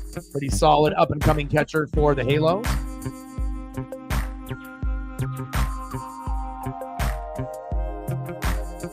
One-two pitch is high and outside. 2-2 count. We would have a blast. I think we really would. Monster Jam, Xfinity, Trucks, Cup Series. 2-2 pitch. Oh, shit! Logan O'Hoppe got crushed on the hand or shoulder there, and it hit him hard. I hope he's okay. He's very tough, and he didn't even flinch. JP was writhing in a little bit of pain, and this definitely wasn't on purpose, but it looks like it went off his elbow pad. Thank God he was wearing one, because if he wasn't, I think that would have broke his elbow. Unbelievable. Good thing he was wearing that pad. And a lot of times when you get these players that are wearing those elbow pads and those guards on the face, sometimes a double guard, you want to make sure you're not getting hit on the chin or you're getting hit on the elbow, and that could definitely have a serious injury. So thank God he's okay. Next up, center fielder Mickey Moniak, as Bryce is still out there on the mound.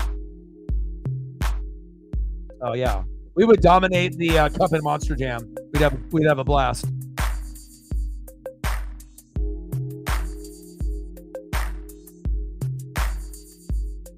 Big swing and a miss. Behind in the count, 0-2. Yeah, unfortunately, Owens, you can't put the whole roster on waivers. The whole team is batting terribly, but you need guys to play, every day. So usually, if you're going to option a player, Haniger should have been the first player that was optioned. And then maybe Ty France. But again, Luke Raley, even though he hasn't been good as of late, he's been a good player for us this year overall in the Jose Caballero trade. We just need him and Hollywood Rojas to get back to the player they were in the first part of the season in April and May. I mean, it's a long season. Rojas has been good. Raley has been good. As of late, Raley and Rojas have struggled. But if you look at an overall product, Polo has been worse. Haniger has been worse. France has been worse. But we're not going to get rid of, guys that we need to, you can always send a guy down to AAA or put him in the dugout, but to release a guy altogether, we're not doing that. The only really guys that should have been released is Haniger and probably France. And France is probably not even really a guy that should have been released, just a guy that maybe played DH every day or maybe go down to AAA. But sometimes you don't want to pay the salary, and he's getting old. So at some point you have to pull the trigger for the youth movement. So, but there's no way in hell they're going to let Raley and Rojas go. They've shown too much positivity throughout the year, even though as of late they've struggled. There's no way we're getting rid of them ever. But again, France and Haniger, if you don't want to pay them, and they have been poor, throughout the whole season for the most part. France's, best days are behind him. So, kind of shocking that they did France first and not Haniger. But again, we'll see what direction this team goes. Yeah, Boston looks good. Again, they started off kind of shitty, but as of, late, they've actually put it together, and Duran got the MVP in the All-Star game. That you guys got a lot of up-and-coming players. You just got to stay healthy.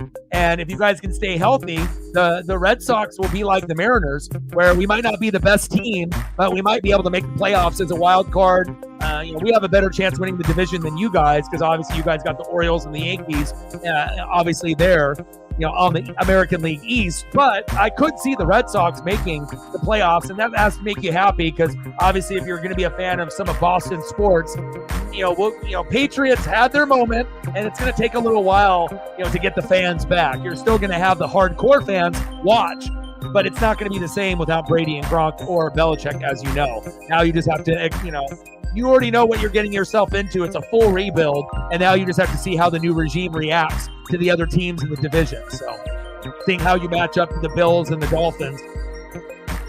Throw to second, safe. Bills, Dolphins, and the Jets.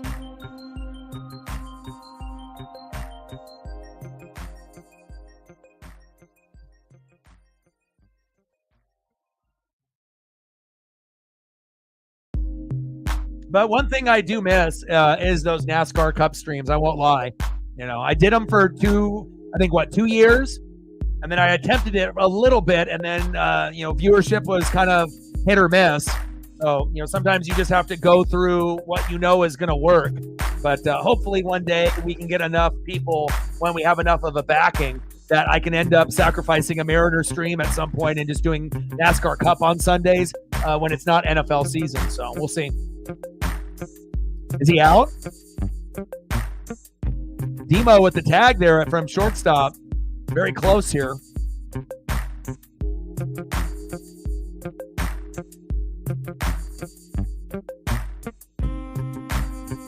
He might have touched his lower back to butt cheek there. I think there's a chance that Demo might have got that tag on Ohapi at second. They're doing a review. What are the things as far as a rotation for you? What is your rotation, Brett? Does it go, Patriots at the top and then everything below, or has things changed now? Still Patriots and then Red Sox, and what's your pecking order for your teams? And obviously NASCAR is up there too. So, because honestly, I enjoy NASCAR on the same level as baseball, football, and wrestling. It's at the top for me. Like I said, I really get excited every Sunday morning when it's not football season to make sure I have something exciting for my Sundays. It's a big deal for me. You got to find things to look forward to in life, especially if you got depression or anxiety or, just toxic people in your life or, tough challenges. Sometimes it's fun to be able to have something to look forward to. Like Brett is excited to look forward to watching Monster Jam and NASCAR Cup with me when I, visit the East Coast. He's excited about that. NASCAR is top. Runner is safe. NASCAR on top. Red Sox, Pats, Bruins, and Celtics. But when the Pats were at the top of their game, then it would probably be Pats at the top or right there with NASCAR, right? I would assume. I mean, that shit was must-see TV for all those years.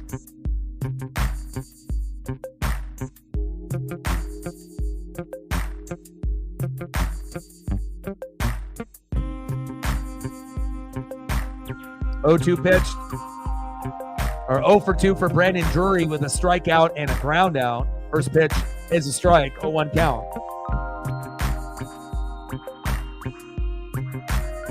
And I got nobody in Oregon that has that same type of passion, for Cup. And again, I only have on this channel, maybe a handful that love NASCAR as much, I feel, as us. So big swing and a miss from Drury.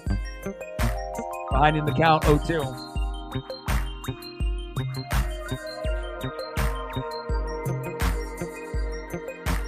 Yeah.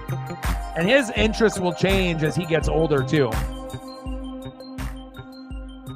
Drury, line drive, out to the outfield, 2 away.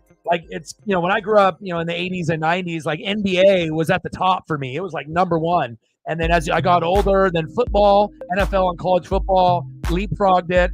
NASCAR leapfrogged it, and baseball I loved, but there was other things that I loved more. I loved wrestling more, with WCW and WWF. I loved NBA more. I loved NFL and college more. But now as I've gotten older and, you're able to go to games and vibe with family and friends, baseball, it was the same thing with my dad. Like baseball might have been one of those things that was like in the top 5, but has definitely moved up higher in the list as we've gotten older.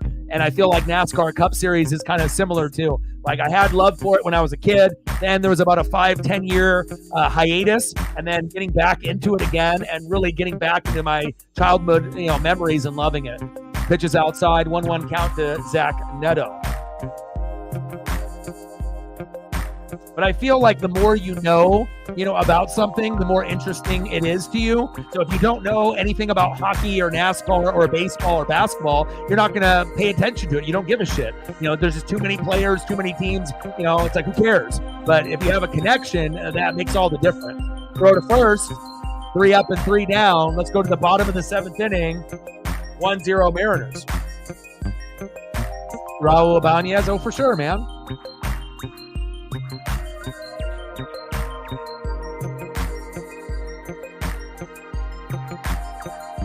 Yeah. And the thing is, and I've been watching wrestling since the 80s, right? I can honestly say for people that are on the fence of watching wrestling or is it good? Is it worth my time? It's the best it's ever been based off wrestling, quality of wrestling, storyline, backstage interviews, talent, excitement. It's been a while. Like in the 80s, it peaked.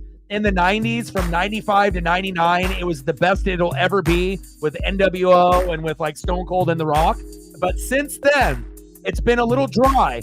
But after Vince McMahon got kicked out and now Triple H is running the show, it's taken the popularity to a whole nother level. And it's very, very good. So I feel that if people are on the fence, this is the time to watch, and you won't be disappointed, I promise you. But if you ended up watching a few years ago when Vince was running it, then there would be a lot of people that would say, this isn't really for me. Or maybe I'll watch once a week, but this isn't really for me. But again, I feel that as people watch, when I do once a month pay-per-views or the WWE, it's super fun to watch wrestling together. And then Netflix is getting Monday Night Raw, and I'm going to end up doing Monday Night Raw live streams. And I think that when the NFL matchup stinks, then it'll give us another option to do something else, which will be cool. And then when it's not football season, that'll be an option, either that or NHL with the Kraken or Mariners in the baseball. We'll have options. So, but we're at a good point right now. We got wrestling, we got baseball, we got NASCAR, right? Obviously NHL and NBA ended, but NFL and college football are just fucking right around the corner. So, right. If you find that favorite that you have, you're my favorite, Britt. So once you find your favorite, right, then it's very easy to be able to follow, whether it's, a Dale Earnhardt or a Dale Earnhardt Jr. or a Chase Elliott, if you were a Bill Elliott fan, or maybe you're a Jimmy guy, maybe you're a Jeff guy, or maybe you're a Richard Petty guy, and I love reading about the history and following it. And I've always had friends that were car guys, whether it was Chevy Novas or Acuras or Toyota Supras, whether they're more Fast and the Furious or more muscle car, just hearing the engines go and then the sponsorships, the numbers, the pit crews, it all kind of comes together. And really the only people that hate on NASCAR, where they just say, oh, all they do is drive left, is because they're not willing to have that connection. But once you do, it changes everything, and it just becomes a part of who you are. And I know, Britt, you're the same way. So Megan with a tour. Stacks on stacks, racks on racks, a little cactus jack. Bang, bang. $2 holla. Megan with a $5. Stacks on stacks, racks on racks, a little cactus jack. Bang, bang. $5 holla. Let me know what you want to do for photos. And I appreciate you. And I appreciate you. I mean, who else is going to tell you happy birthday and keep tabs with you? Of course I will. Who else is going to be able to watch Monster Jam and NASCAR Cup? Bottom of the 7th, 1-0 Mariners. Strickland on the mound, Demo in the box. 1-2 count to Dylan Moore. Braden in the building, what's good? Pitch inside to Demo, 2-2 count.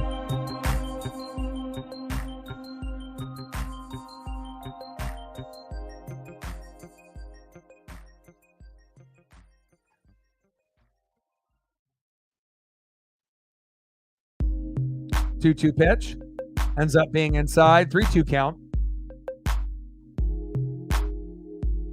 Well, we better hope we get more than one. You know, I want us to get to 4. 1-0. Yeah, that's not good enough. You know, normally when we get 1 to 3 runs, you know, it doesn't end up good for us. There goes Demo, struck out looking. 1 away. It's like 4 runs, 7 to 10 hits. But the way that this game is going, it could end 1-0, but it could also end 2-1, 3-2, or 4-3. So.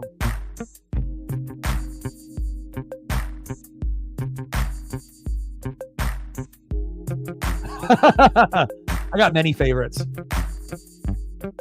Brett is my my NASCAR Cup Series Monster Jam East Coast favorite. I got a lot of favorites.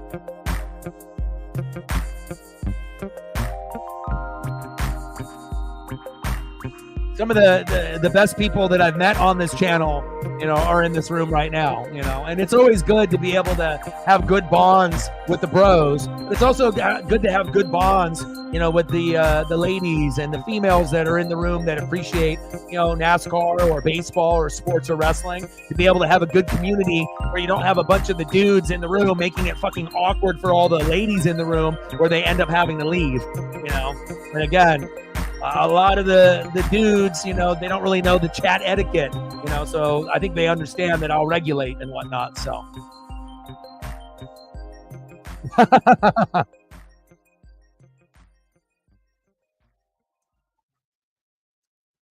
Braden says, I'm your favorite. He's like, this is my first time on the channel. I'm your favorite. Bottom of the 7th, 1-0 Mariners. 2-2 pitch to Mitch Haniger. Pitch right down the middle for strike 3 to Hanny. 2 away.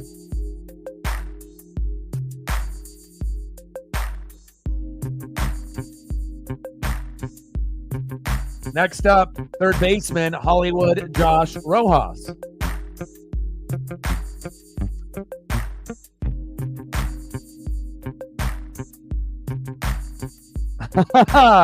Maybe you, Jimmy G. Jimmy G. He's a handsome guy, man. Jimmy G raises the bar for a lot of guys. You know, guys can't wear makeup. Well, I guess no, I got to take that back. Guys can wear makeup, right? You know, you can wear whatever you want, you know, and whatnot. But for guys that don't wear makeup, right, to have, you know, natural good looks, definitely Jimmy raising the bar for all the dudes across the globe. Pitches outside, 2-1 count to Hollywood Josh Rojas.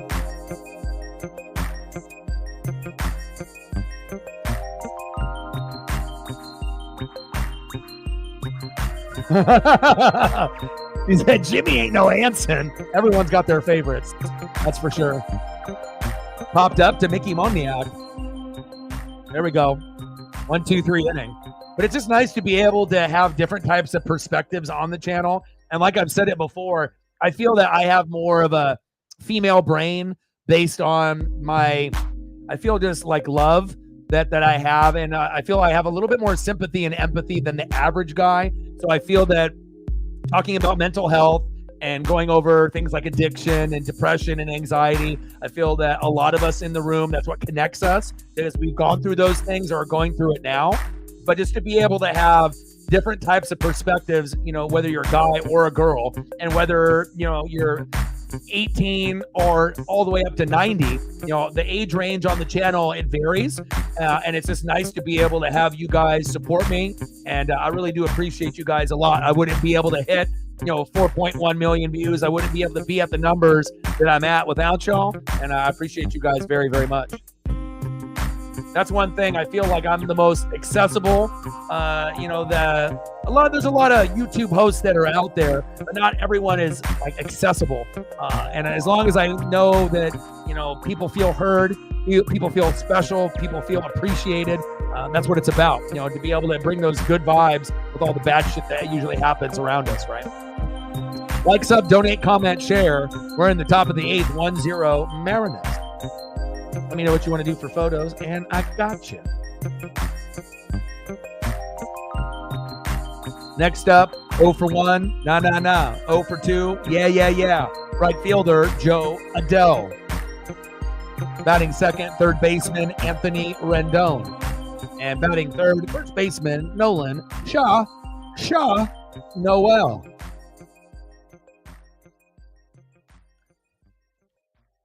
Now, I got a lot of favorites, on the channel. It's really hard for me to actually just have one. Paisley Pup, obviously, is the love of my life, and obviously being able to have her and this channel and the people that are in this room, you know who you are. You guys are very, very special to me. And a lot of y'all, I'm a lot closer to some of y'all in the room and some people that aren't here right now than even people here that live face to face to me in Oregon. So never change, stay you. And I really love you guys and I appreciate you very much. Yeah, me and Brandon are happy to have you. There's not very many people that are like you, and it's very cool to be able to have an international fan that has that much kind of love and support and generosity, that they want to be able to share that gratitude. And also, you and me have the collecting in common, too. I'm not really sure if Brandon is a collector like us, but that's another thing that takes that friendship to another level where we can bond on Star Wars and toys and collectibles and sports memorabilia. Not saying that others in the room can't, but there's a different level of collector between you and me compared to some of the others. Our collecting is not like hoarder collector level, but we are collectors through and through. That's fact. Top of the 8th, 1-0 Seattle, 3-0 count from Stanek to Joe Adele. DX with a tenor. Oh, fall's great. Stacks on stacks, racks on racks, a little cactus jack. Bang, bang. Appreciate you. $10 holla. And there goes Joe Adele with a walk. Come on, Stanek. Because right in the fall, you get NFL, you get college football, and then NHL and NBA start up, right? And then baseball and NASCAR Cup Series are about to end. Like everything kind of blends together.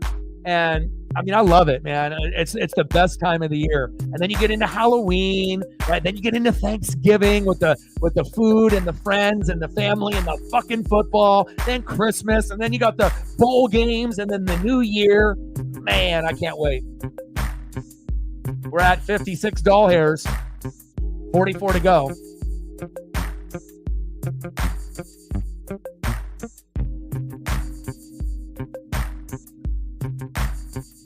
Pitch right down the middle for a strike, 0-1 count. You need your spring and summer for those summer dresses. Looking pretty.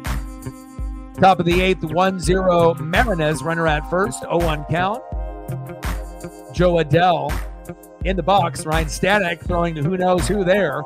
Nice save there by Cal Raleigh, 1-1 count. I don't know, I kind of have an appreciation for all the seasons. I do like watching stuff on Discovery, History, and Nat Geo when it's winter, like when you have those Alaskan bush people and the life below zero. I really have a strong appreciation for people that live in Canada and Alaska and in the wilderness, and I wish I could do that. I feel that if I ever got rich, and I could end up having how they talk about, oh, I got a summer home on the beach or whatever. I think it'd be really cool to have a winter cabin and to be able to have somewhere you could go. But again, I have a good appreciation for a little bit of everything. Spring, summer, winter, and fall. I kind of vibe with all of the seasons. 2-1 pitch to Anthony Rendon. Inside, 3-1 count. Everyone hates having to go somewhere when you have to be somewhere and you have to drive in the snow or in the freezing rain or hail because you might get in an accident. But if you don't got where shit to go and you can just enjoy it, sometimes having that snow fall down is very relaxing. Pitches inside, and another walk for Stanek. Get his ass out of there. Fuck. I'll be getting photos here for Megan as well as DX here in a moment.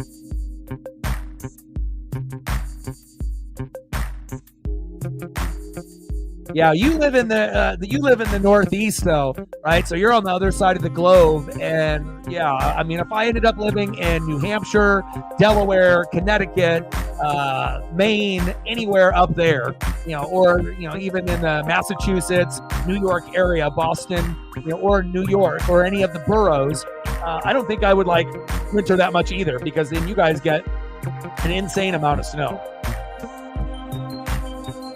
Get Stanek out of there. This is back-to-back games where he's been ass. Like, I don't want to lose this game because of Stanek. Golly. Captain Oreo's got to get his ass out of there. Lando. Okay, I got you.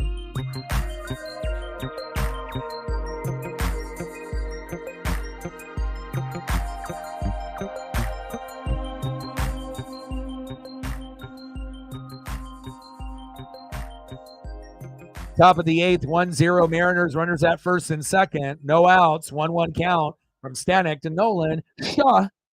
Duel. Bunt attempt. Pitches low at the knees. 2-1 count. We have to be very, very safe here and very, very cautious because a couple more bad pitches. We are not going to win this game. We have to pray here.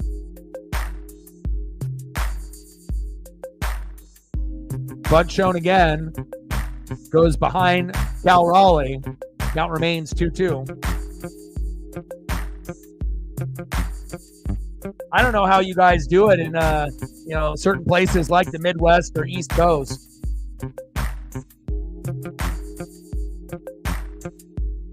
Like, I appreciate looking at the snow and playing in the snow and being able to hang out with friends, but just everything that comes with it sometimes is a little bit of a hassle. But in Oregon, we really only get like a big snowstorm once every like 4 to 5 years. So, and when we get a big one, it's minor to what you guys get in the Midwest or the East Coast. Like something that's pretty substantial for us is like, I don't know, like 4 inches of snow, or maybe once every 10 years we'll get 7 or 8 inches of snow, but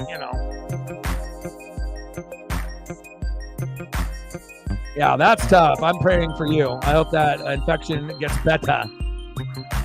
Yeah, lung infections, COVID, boo. Good health, yay.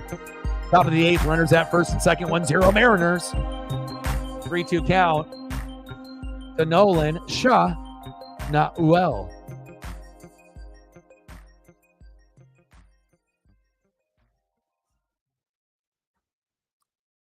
Got him. There we go. Nolan is complaining. He says, "Oh, out of there, ejected."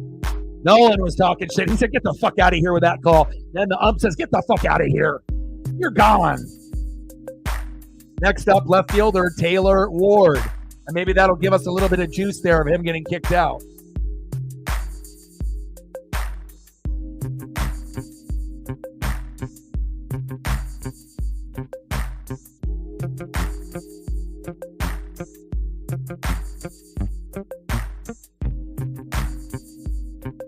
Yeah. Plus, I always have a little soft side for people that are like doing the single parent thing, or people that are, raising a pup or a kitten, and, and it becomes a big part of their life. And obviously, when you end up having a big responsibility, there's 2 ways you can go about it. You can be a good parent. You can be a good, dog father, the dog mother. You can take care of the kittens and the cats as well. But again, not every person is going to take care of a child or a dog or a cat or a kitten or a puppy the same type of way, depending on everyone's individual situation. So, mad respect for the people that, that are doing the right thing and putting in that extra effort, and I know, a lot of people are going through some tough times, and sometimes it would be nice to be, felt appreciated, and to feel, acknowledged, right? Feel heard a little bit. But again, we all go through the ups and the downs. And I think that's why if you can build a bond, with your kids, build a bond with your kittens and your pups and your dogs and your cats and your friendships, it definitely helps you as you're going throughout the tough times, as we've seen with COVID and beyond. Big facts. Lauren in the building. What's good? Oh, yeah. Ollie is right up there, because Ollie brings you joy. You have a good time with them every single time, right? You guys are happy to see each other. There's genuine love that's there, and that's what it's about, and, being able to spoil them with a play school barbecue set, Of course, he could have gotten that from the parents or someone else, but it was going to be Auntie Megan, right? That's what it's about. Having those, thoughts of gratitude and wanting to be able to see someone else happy other than yourself. I think that's what makes me go in life. You know, like being able to help people and being able to see Paisley genuinely happy and knowing that I'm putting in the top 1% effort out of anyone that's out there on planet Earth. And when you know that you're giving 100% effort, you know you can lay your head down on the pillow at night and feel good about yourself. Thank you, man. I appreciate that. Yeah, 4.1 million views. Obviously, the next goal will be 5 million views. Thank you so much, man. Lots of grind, lots of effort. And again, if I was getting 10,000 to 50,000 views on every video, that's one thing. But when you're getting, you know, maybe 500 to 2,000 views, it's a lot less. So it takes a lot longer to get to a number like 4 million. You know, I got 2,200 live streams and videos since 2017. So, you know, for all that extra effort and grind, it finally paid off. And again, next goal will be 5 million. And then once we hit that, 6, 7, 8, 9, and eventually, you know, down the road before I die, my ultimate goal is to hit, you know, 100K subs and 10 million views. So obviously I got a long ways to go to get there, but you know, I'm going to grind as hard as I can to be able to hit very, very high goals. You know, 50,000 subs, 100,000 subs, 5 million views, 10 million views. You know, it's a progression. Top of the 8th, 1-0 Mariners. Runners at second, third, 1 out, 2-1 count to Taylor Ward. Anthony Munoz in the box.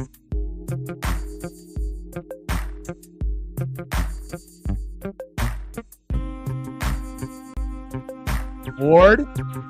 Uh-oh. Back. Stay in play. Nice job. Steps in front of Clase. Nice job, Victor Robles. But a run tags up and scores, and we are tied 1-1. Brand new ball game here. Stanex walks fucked us again.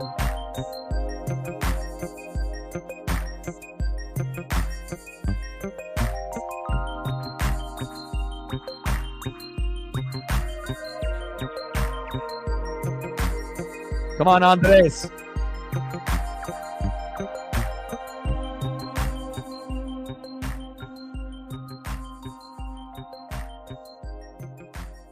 Yeah, the double steal was huge.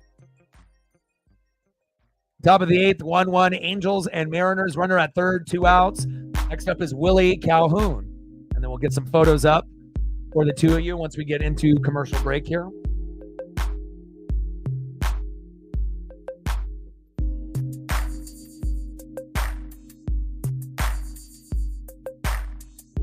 Yeah, we definitely need some moose juice too.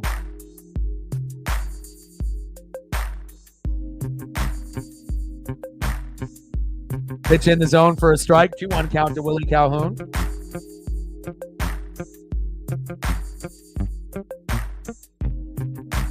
Come on, Andres. We need you, bud. Here we go. Rally time. Pitch is outside. 3-1 count to Willie Calhoun. Come on, Maurice. We need you.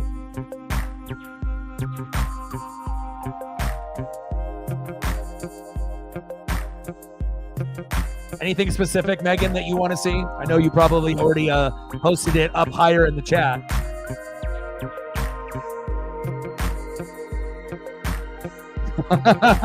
I don't doubt that. I don't doubt that one bit.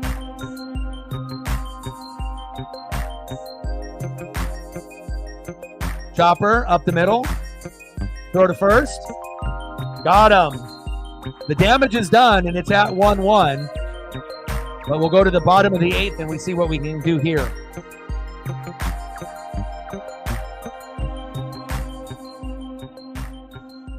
Next up for the Mariners, 0 for 2 with a K, Jonathan Clase. Batting second, 0 for 2 with a K, first baseman Luke Raley. And batting third, 2 for 3, center fielder, taking over for Julio while he has an injury, Victor Robles.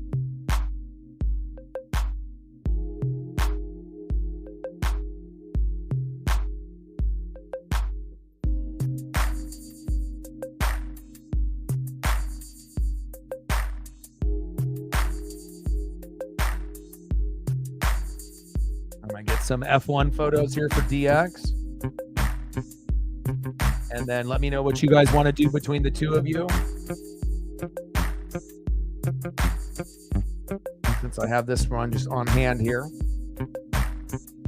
Do a little Lewis Hamilton Lando combo.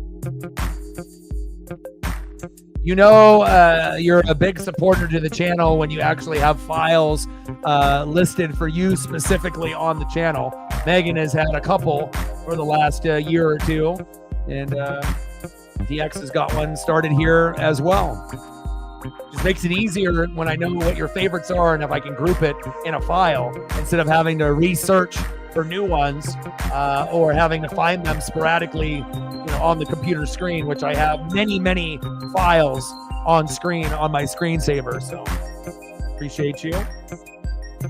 Little Lando Lewis Hamilton combo.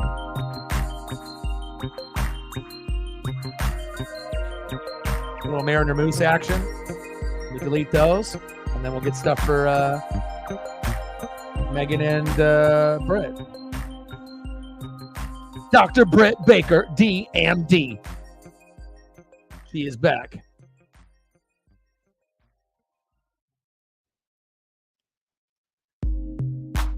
Oh, he ran into the wall trying to rob a home run and twisted his ankle and fucked up his other knee. So it's like two things. But it doesn't look like it's going to be season ending. He's not even on the 10-day or 15-day injured list. He's listed day to day, which is very good for us Mariner fans.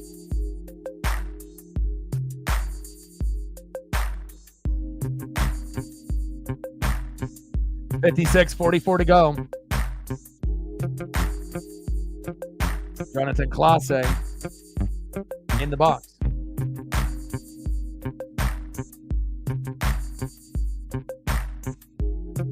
Julio should have drank more milk. That's why he got hurt. I mean, you can drink a lot of milk or, Yoo-hoo or chocolate milk or strawberry milk, but hell, Julio could have been drinking milk in his other hand while he was running to try to rob that home run. But when you run, face first into a wall trying to rob a home run, and then your body gets implanted into that, rubber barrier, which is, doesn't have a whole lot of leeway. Throw to first, save. Sometimes the milk won't help you. Nice job by Jonathan Clase. Did you two amazing ladies figure out what you guys want to do for photos?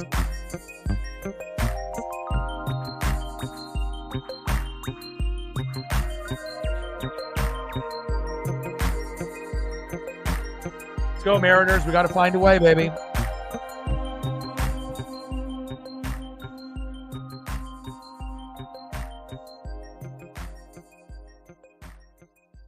Trident's up. Let's go. Next up is Luke Rayleigh. Let's go, Luke.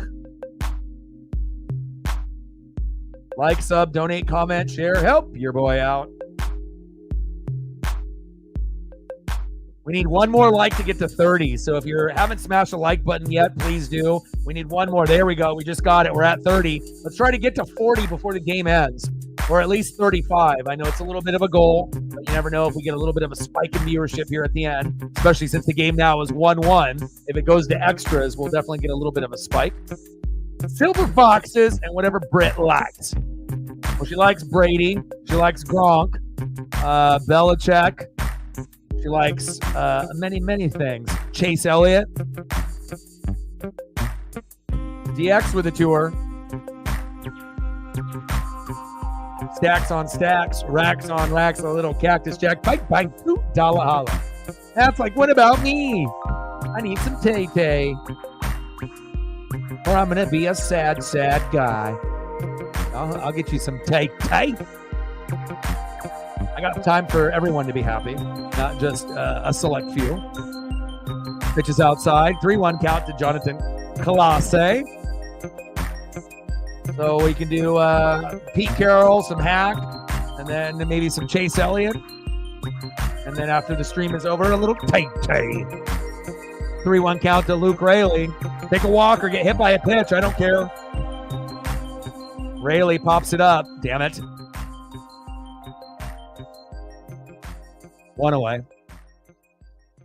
Next up, center fielder Victor Robles.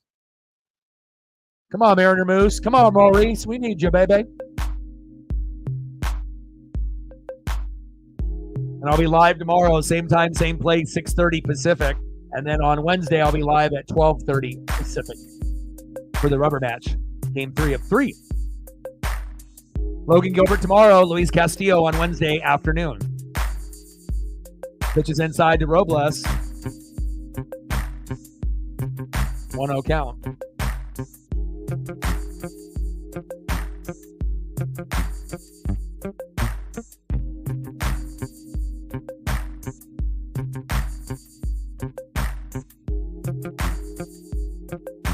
Pitch. Try to jam Robles. 1-1 count. Oh, hello, Pete. You're early, Pete.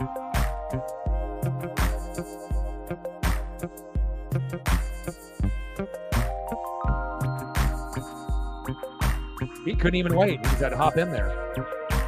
1-1 pitch to Robles. Pitches inside. 2-1 count.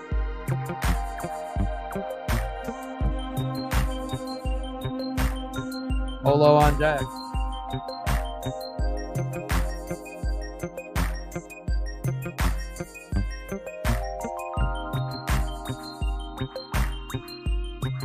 Two-one pitch. Big swing and a miss. 2-2 count to Victor Robles.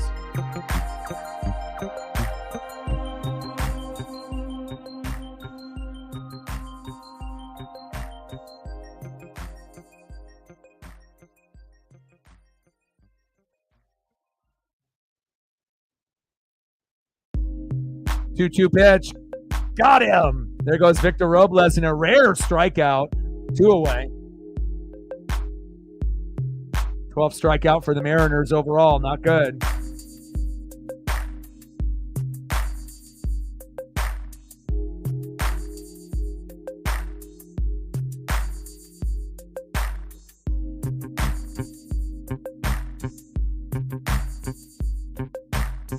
Polo in the box with 2 outs. Come on, Polo. Someone's got to be an unexpected hero. Will it be you again? Bring that electricity, baby. Let's go, Polo. Bottom of the 8th, 1-1. Angels and Mariners. Runner at first, 2 away. 1-0 pitch to Garcia to Polo in their first strike. 1-1 count.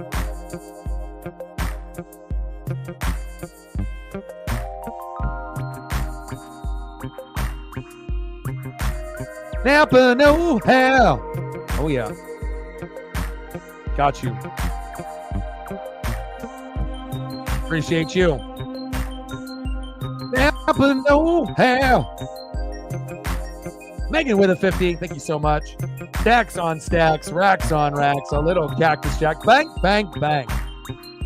Man, we might have the best female representation on this channel than a lot of other channels out there. And I feel blessed to have the people that I have here, men and women, children of all ages, 18 to 90. I love it. Good variety, good support, great love. Appreciate you. Reflect in the building with a 20. And Maurice, come and do your work. Stacks on stacks, racks on racks. A little cactus jack. Bang, bang, bang. $20 holla. Thank you so much. Appreciate you. DX with another tour. Appreciate you. Uh-oh. Wild pitch. Go, go, go. Go to second. Yes, sir. Stacks on stacks. Racks on racks. A little cactus jack for your life. Thank you. Appreciate you.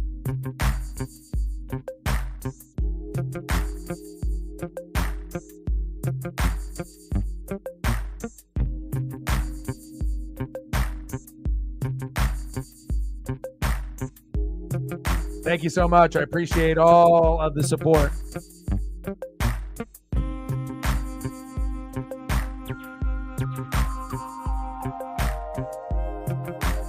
Bottom of the 8th, 2 outs, 2-2 count to Polo. Check swing. Did he go? No, he did not. Count is full. 3-2. And we'll get some photos up for Megan. And then we'll get some photos up for DX. We'll get some more photos up for Reflect. Photos for everyone. And a little Napa know-how for Britt. 3-2 pitch. Got him. Unbelievable. Garcia on the corner. Tough.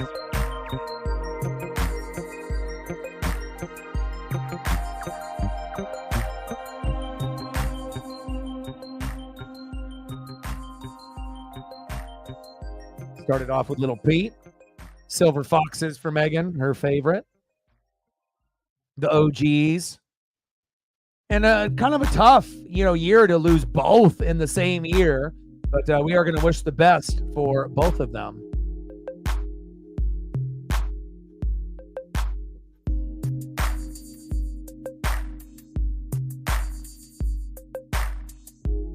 DX, let me know what you want to do for photos. I got you.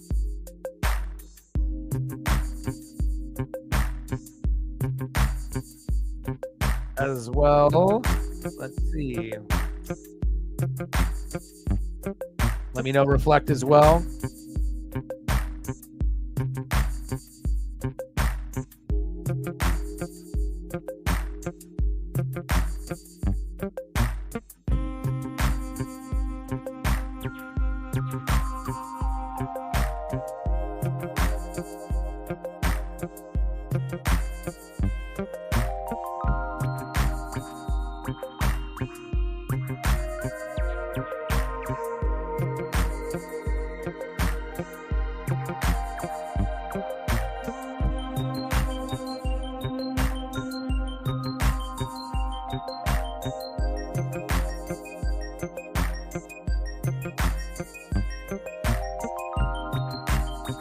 Top of the ninth, 1-1, Angels and Mariners. No J.P. Crawford, who got hurt. No Julio, who got hurt yesterday. Got to find a way to dig deep to get a dub.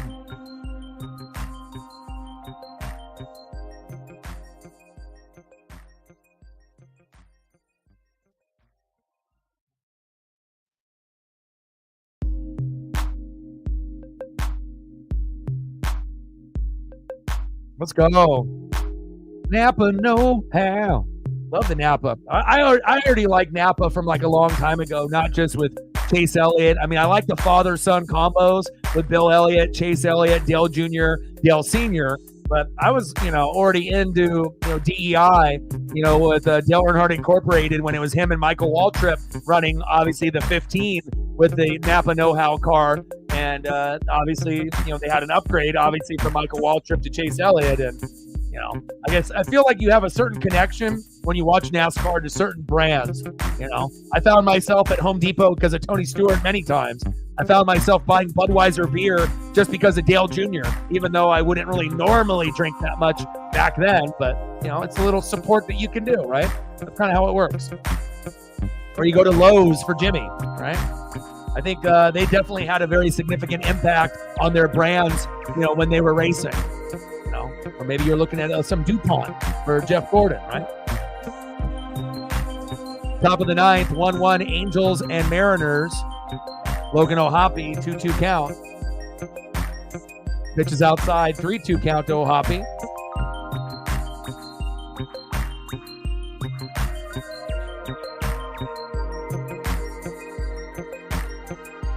Thank you to this amazing community.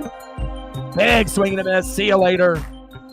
And then the only thing better than hitting over 4 million views on the channel, right, would be a Mariner win here. And again, normally we have to get 4 runs, 7 to 10 hits, but I would really love to get this 2-1 win. We don't win a lot of games when we score 3 runs or less. Next up, center fielder 0 for 3 with a K, Mickey Moniak.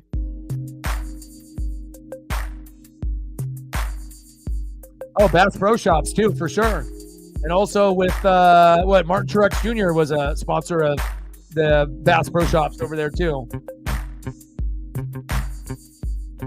Yeah, 100% agree. It's kind of weird how if you like a driver or like a brand that sometimes, you will support that person and that brand. I mean, I know I did. It wasn't really so much on the, Tony Stewart side with the Home Depot, but it was more, maybe Budweiser and Dale Jr. back in the day, but it is, so. Top of the ninth, 1-1, Angels and Mariners. Next up for the Angels, Brandon Drury. Shout out to all the wonderful people in this room showing love and support with likes, shares, donos, and everything in between. Pitches outside to Drury from Thornton. 1-0 count. Rex, guess what? Goodbye. there's going to be a time where someone is going to be able to be a part of this channel, or someone that's brand new, being able to come in here as a keyboard warrior. And if you're going to be a keyboard warrior in the very beginning, this is not going to work for you. Shit, I'd be going to Hooters for fucking if Chase won. I haven't been to Hooters in a long, long time, but I will say, with Popeyes, I haven't had them in a long, long time. But when I did go to see the Mariners and Orioles on the road trip back, we got some really good fried chicken from Popeyes, and I was blown away. Much better, obviously, in Washington than Oregon. I don't know why, but at least that particular location was good. 3-1 pitch. Big swing and a miss to Brandon Drury. 3-2 count. Yeah. I don't know. I think with me, to be honest, I've had my heart broken too many times. I mean, going to places where they got girls in little bikinis or going to strip clubs. I think I've gone past that phase years ago. Like I said, I got time for me and Paisley. I got time for you guys. I don't got time to waste, on people that are going to, lie to me or try to break my heart or waste my time. I think you get to a certain age, once you hit your 20s and then once you hit your 30s, and then if you get up to 35 or 40, I think your priorities kind of change, and then you kind of appreciate being by yourself or spending time with less people. Like there's time that you'll make for people, but you're not going to give everyone your time like you did when you were younger. I think that's a fair statement. Pitch is outside, and there is a walk for Brandon Drury. All the strippers and waitresses love the NWSF. Well, that could be true. That could be true. I mean, we do got a lot of likable people on the channel, not just me, right? We have a lot of people on the channel would give their shirt off their back if they could to help someone out, and that's what it's about, right? It's not about about how much money we have or how many cars we have or collectibles. At the end of the day, it's about how you make people feel, how you treat people right, and you put good karma in the air, and good karma comes back, right? Big swing and a miss. Behind in the count, 0-2 for Zach Neto.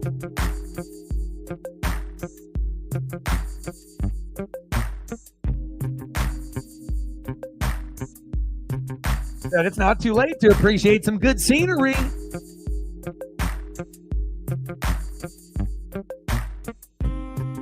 I know some people love strip clubs, but I don't know. It's never really been a thing for me. I'd rather spend time with my pup and, hang out with you guys.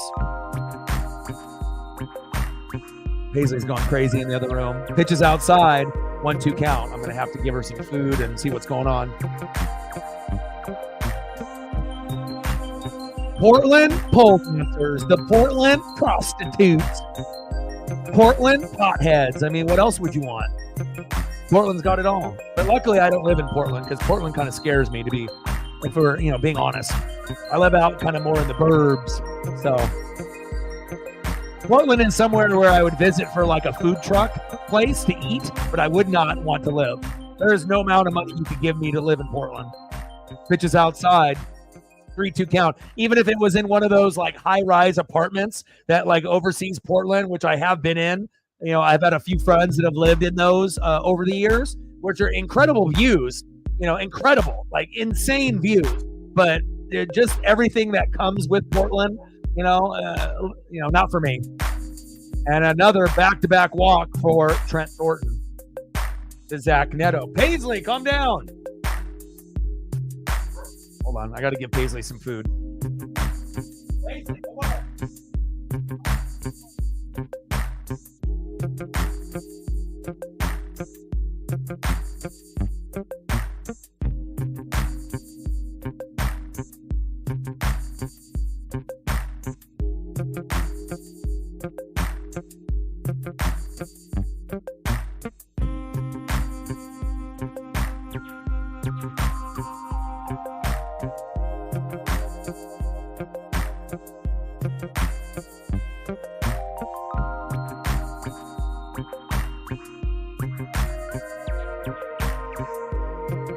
Had to take care of my pup there. Did I miss anything? Top of the ninth, runners at first and second with 2 outs. We got the best fans on planet Earth.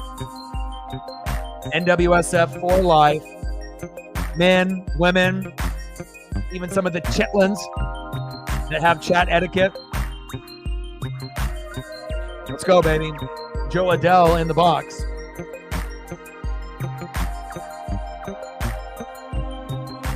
Fuck. Throw home. Ball gets away, too. Jesus Christ. And 2 runs scored. Now the game's over. We just gave up the game just like that. Just like that, the game's over. Jesus Christ. Like that. Fuck. And that's what's terrible when you end up having a pitcher like Bryce Miller, who normally is our 4 or 5 hole, guy in the rotation. He pitched really well today. But again, if you can't get to 4 runs, 7 to 10 hits, you're going to lose a lot of games. And unfortunately, in the top of the ninth, with that bad wild throw. Now, I mean, it's bad enough to get it to 2-1, but to give up that extra one for free just because the throw was a little wild. Like, if we're down by a run, we might be able to do that in the bottom of the ninth, right? And then we could end up maybe getting a run in the 10th and possibly winning 3-2, right? But when you give up 2 runs in the top of the ninth, I mean, the chances of even getting anything now are almost 0 because you're already feeling defeated, and then you got your heart ripped out like we were playing fucking Mortal Kombat, and I'm Kano, and you're someone else, right? Finish him, and the fatality is done. That is rough. But we got Logan Gilbert tomorrow and Luis Castillo on Wednesday, but that was not ideal. That was not what we necessarily wanted to see. DX photos, reflect photos.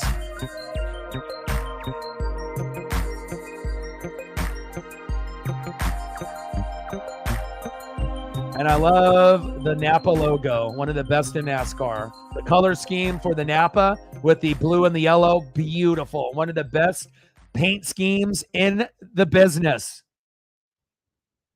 One of the best teams overall in Hendrick Motorsports.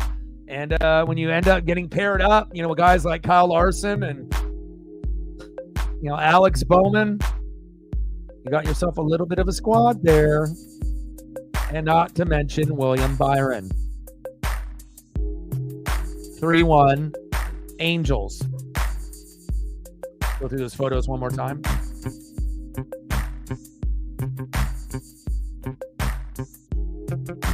And then DX Reflect, you're next. Let me know what you want. And I got you.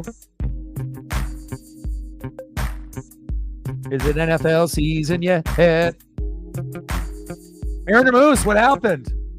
That was a terrible collapse. No JP Crawford, no Julio. It's just that's a hard way to lose. See, yeah, at times. Orlando. It happens. When you don't got Julio and you don't got JP, shit happens sometimes. Yeah, the 105 prediction might be out the window, but I said 90 to 95, and you wanted 100 to 105. And I was, really rooting for you, that we could get there. But even the 90 to 95 might be out of question if we don't get our shit together. We might end up getting 80 to 89 wins. Hopefully we can find a way. Judah in the building. What's good?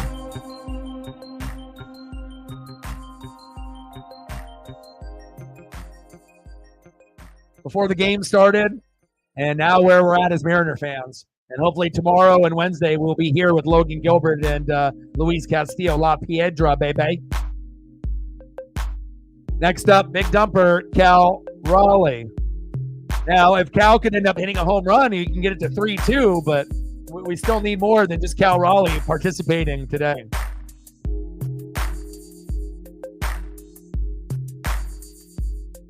Lack of depth is almost an understatement, considering the whole team can't really hit.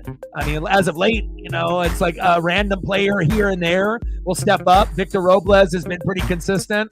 but no JP, no Julio. You can rely on Cal sometimes, but it's not going to be a hit at every at bat, right? We got to take the good and the bad and the ugly, and hopefully it'll be better, on Tuesday and Wednesday. Next up is Mitch Garver. Big swing and a miss. And the thing is when you watch games, you can kind of predict on what's going to happen.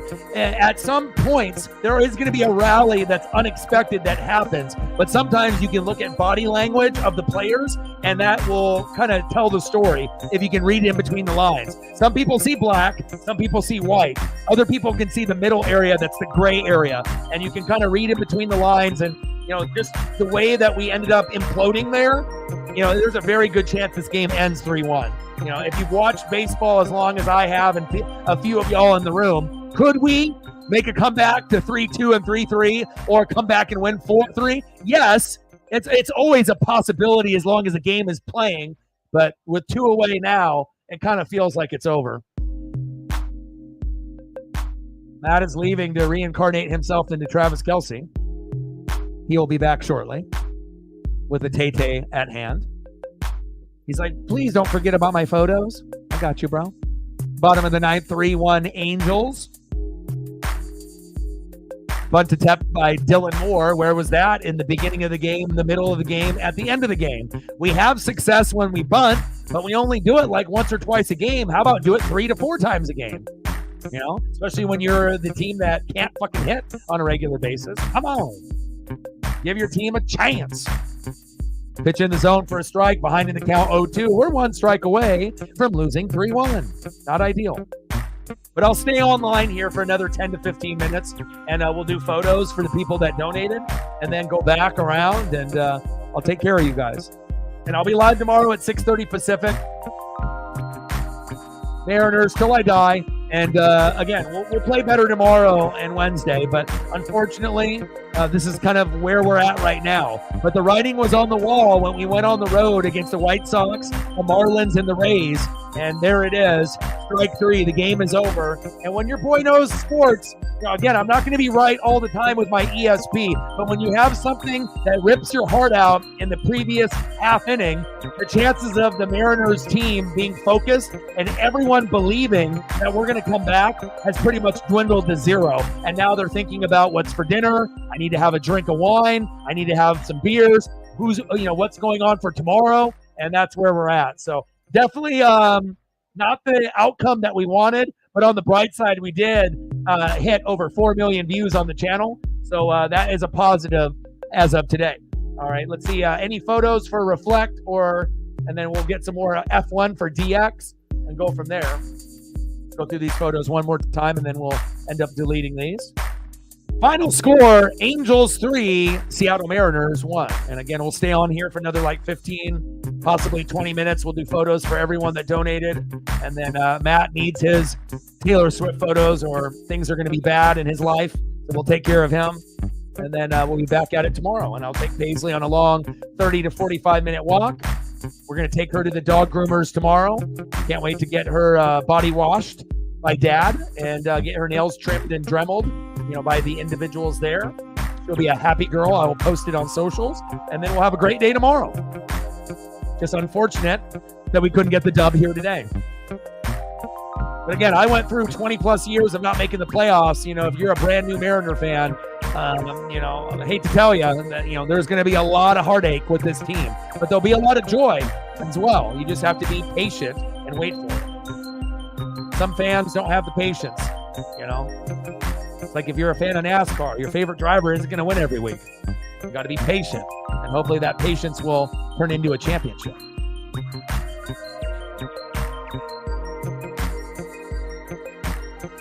And hopefully JP is not hurt long term.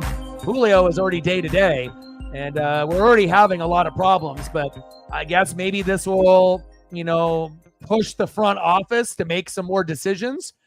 Since now we're reeling and we're starting to lose, obviously not only the divisional crown to the Astros, but now we're starting to lose games that we shouldn't, to the Angels. No disrespect to them, but, we need to figure shit out. Otherwise, if we don't, maybe a team like the Boston Red Sox might take our spot, right? It's possible. Minnesota Twins, right? The Royals. There's a lot of teams that are out there. Here in the Moose, we were counting on you, but,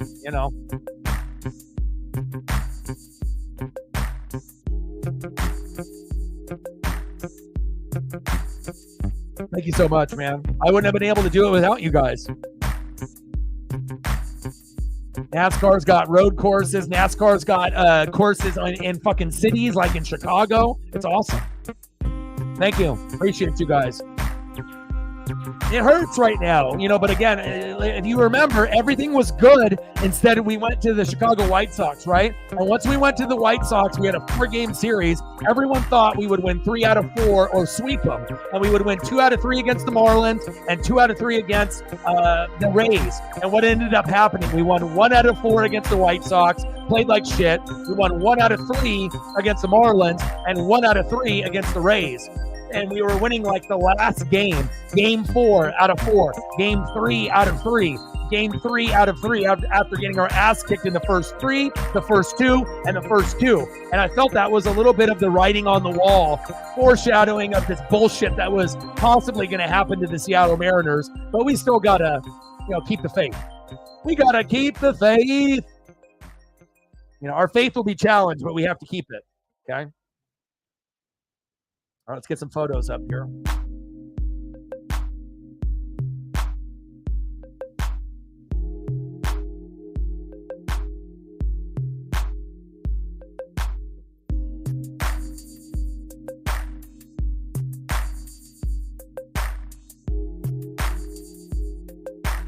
Go through all these F1 photos that I got for DX for his dono, and then reflect. You let me know anything that you're looking at.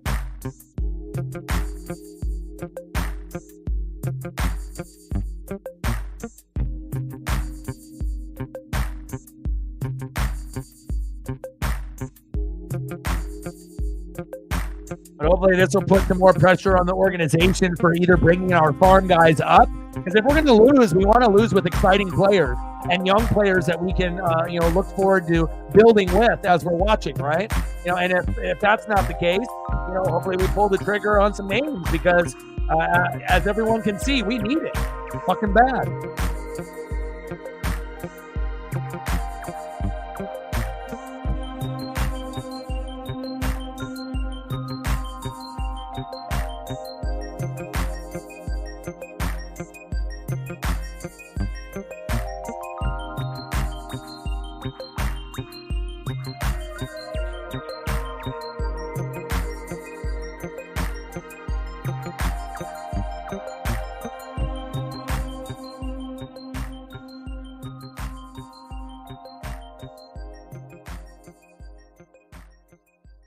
Get some Landos up here.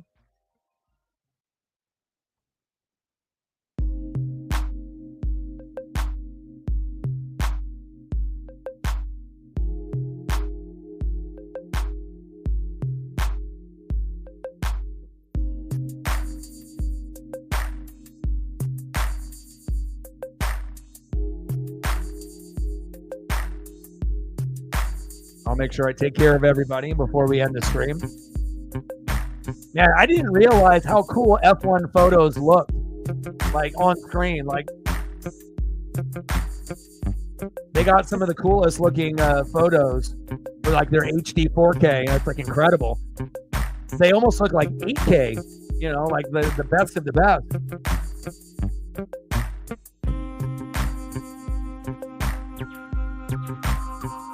But DX's love for F1 is starting to trickle over to me, and at some point, maybe we'll end up doing a NASCAR stream or an F1 stream down the road. You never know.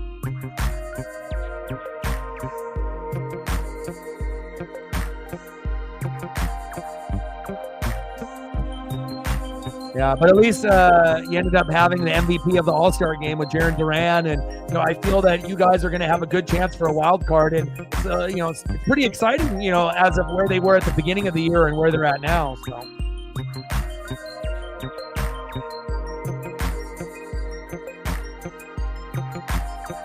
Let me delete these and make some more room.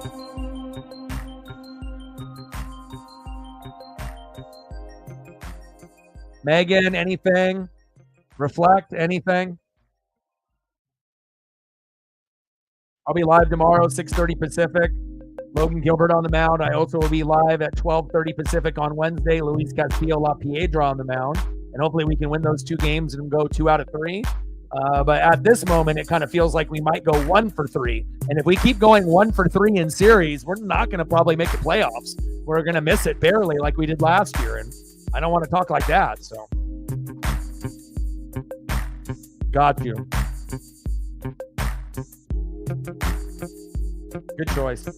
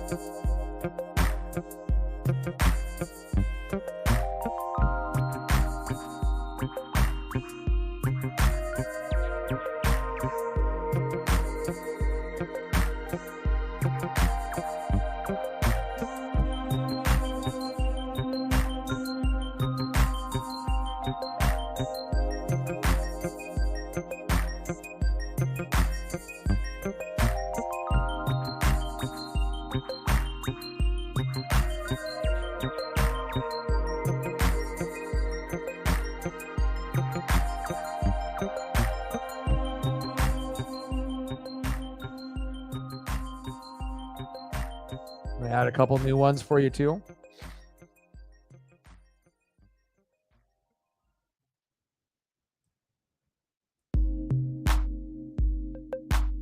Hopefully both of these will format. So far, so good. Another show on the bucket list. I'm watching Cobra Kai right now, so I'm sucked into Cobra Kai, and they're bringing back a lot of the characters that were in the movies and what they're doing now. So it's that nostalgia factor has hit a peak right now. I'm in season 4, and season 6 just came out. So I got a couple seasons to go, but I have definitely been on it on the Cobra Kai watching tip.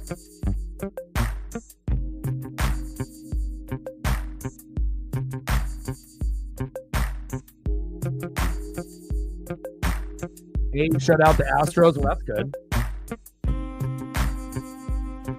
There's 3 brand new ones there added to the collection.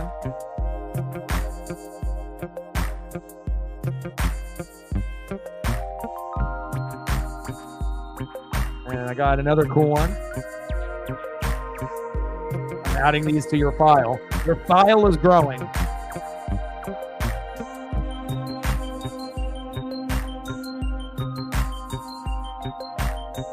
I got you.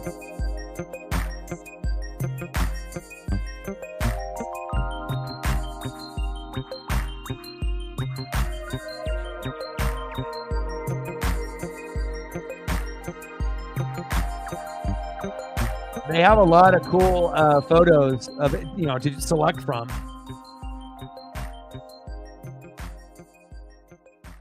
And I did Deadwood, so I know this one will be. I don't know if it's going to be a similar vibe to Deadwood. Obviously, different type of show, but definitely excited to be able to have a chance for it.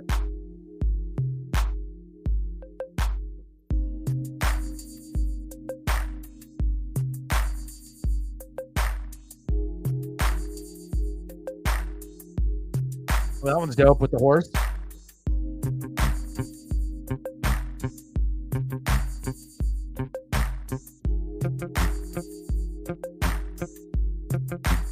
This kind of gives me Yellowstone kind of vibes.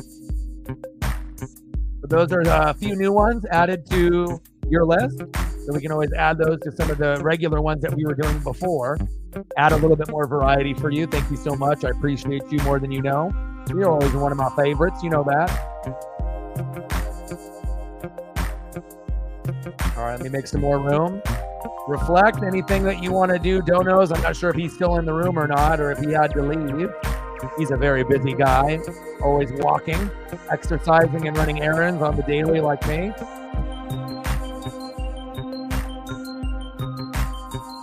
And Matt is back yet, so we'll go with some Tay-Tay for Matt. building of the railway. But it's a cowboy themed show, correct?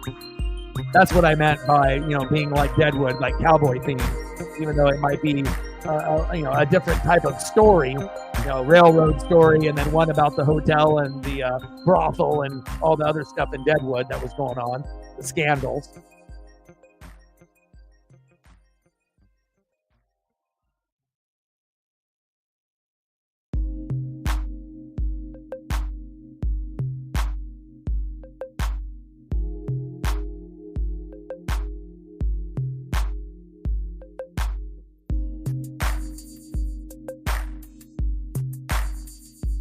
And you did a good job, Matt. You've been grinding away. Obviously, with the lead mod spot, you'll grind here and hang out with us tomorrow. Same time, same place at 6:30 Pacific. And then on Wednesday, you'll have the day off because I'll be streaming at 12:30, which will be like 9:30 in the morning for you. So it'll be an optional day for you. I don't expect you to come hang out, but if you end up hanging out, you can. If you want to do your own thing on Wednesday, since it's going to be early in the morning, you're more than welcome to take that particular day off.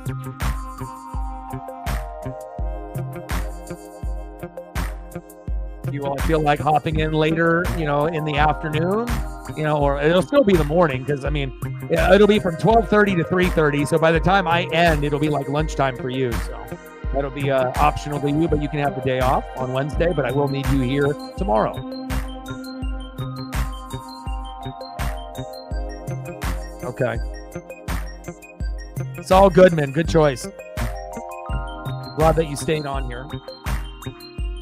Sucks that we ended up losing the game, but at least we broke the 4 million view mark, and we got some good things coming for Paisley tomorrow. A nail trim and a body wash by Dad.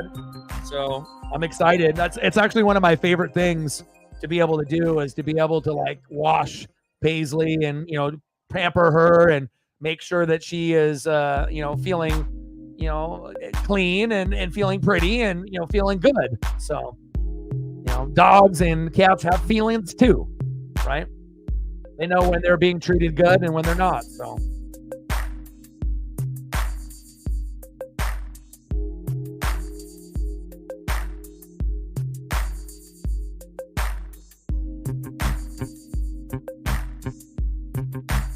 I appreciate you, all of y'all. I will have to watch Breaking Bad and Better Call Saul from the very beginning.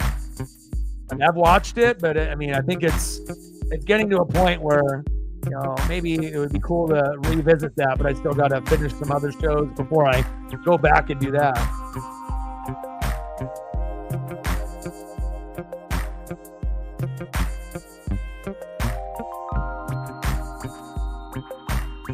Yes, sir.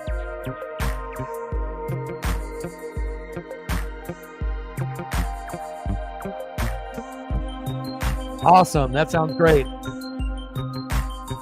Anything else that I can get for the people that have supported this channel to the fullest extent that they can? Liking, subbing, sharing, donating, commenting. I think I got everyone taken care of. I love you guys, and I appreciate you guys very, very much. You guys are the best. I love you, and I appreciate you. I'll make sure I get everybody taken care of. Matt wants to be reincarnated in Travis Kelce, and who knows, in the future, maybe he'll have that luxury. I love you guys. Final score, Angels 3, Mariners 1. You guys are the best. I love you and appreciate you very, very much. And I got one question for you. Who talk sports like us? Your boy Ryan, Northwest Sports Fanatics, and I'm out. Gang.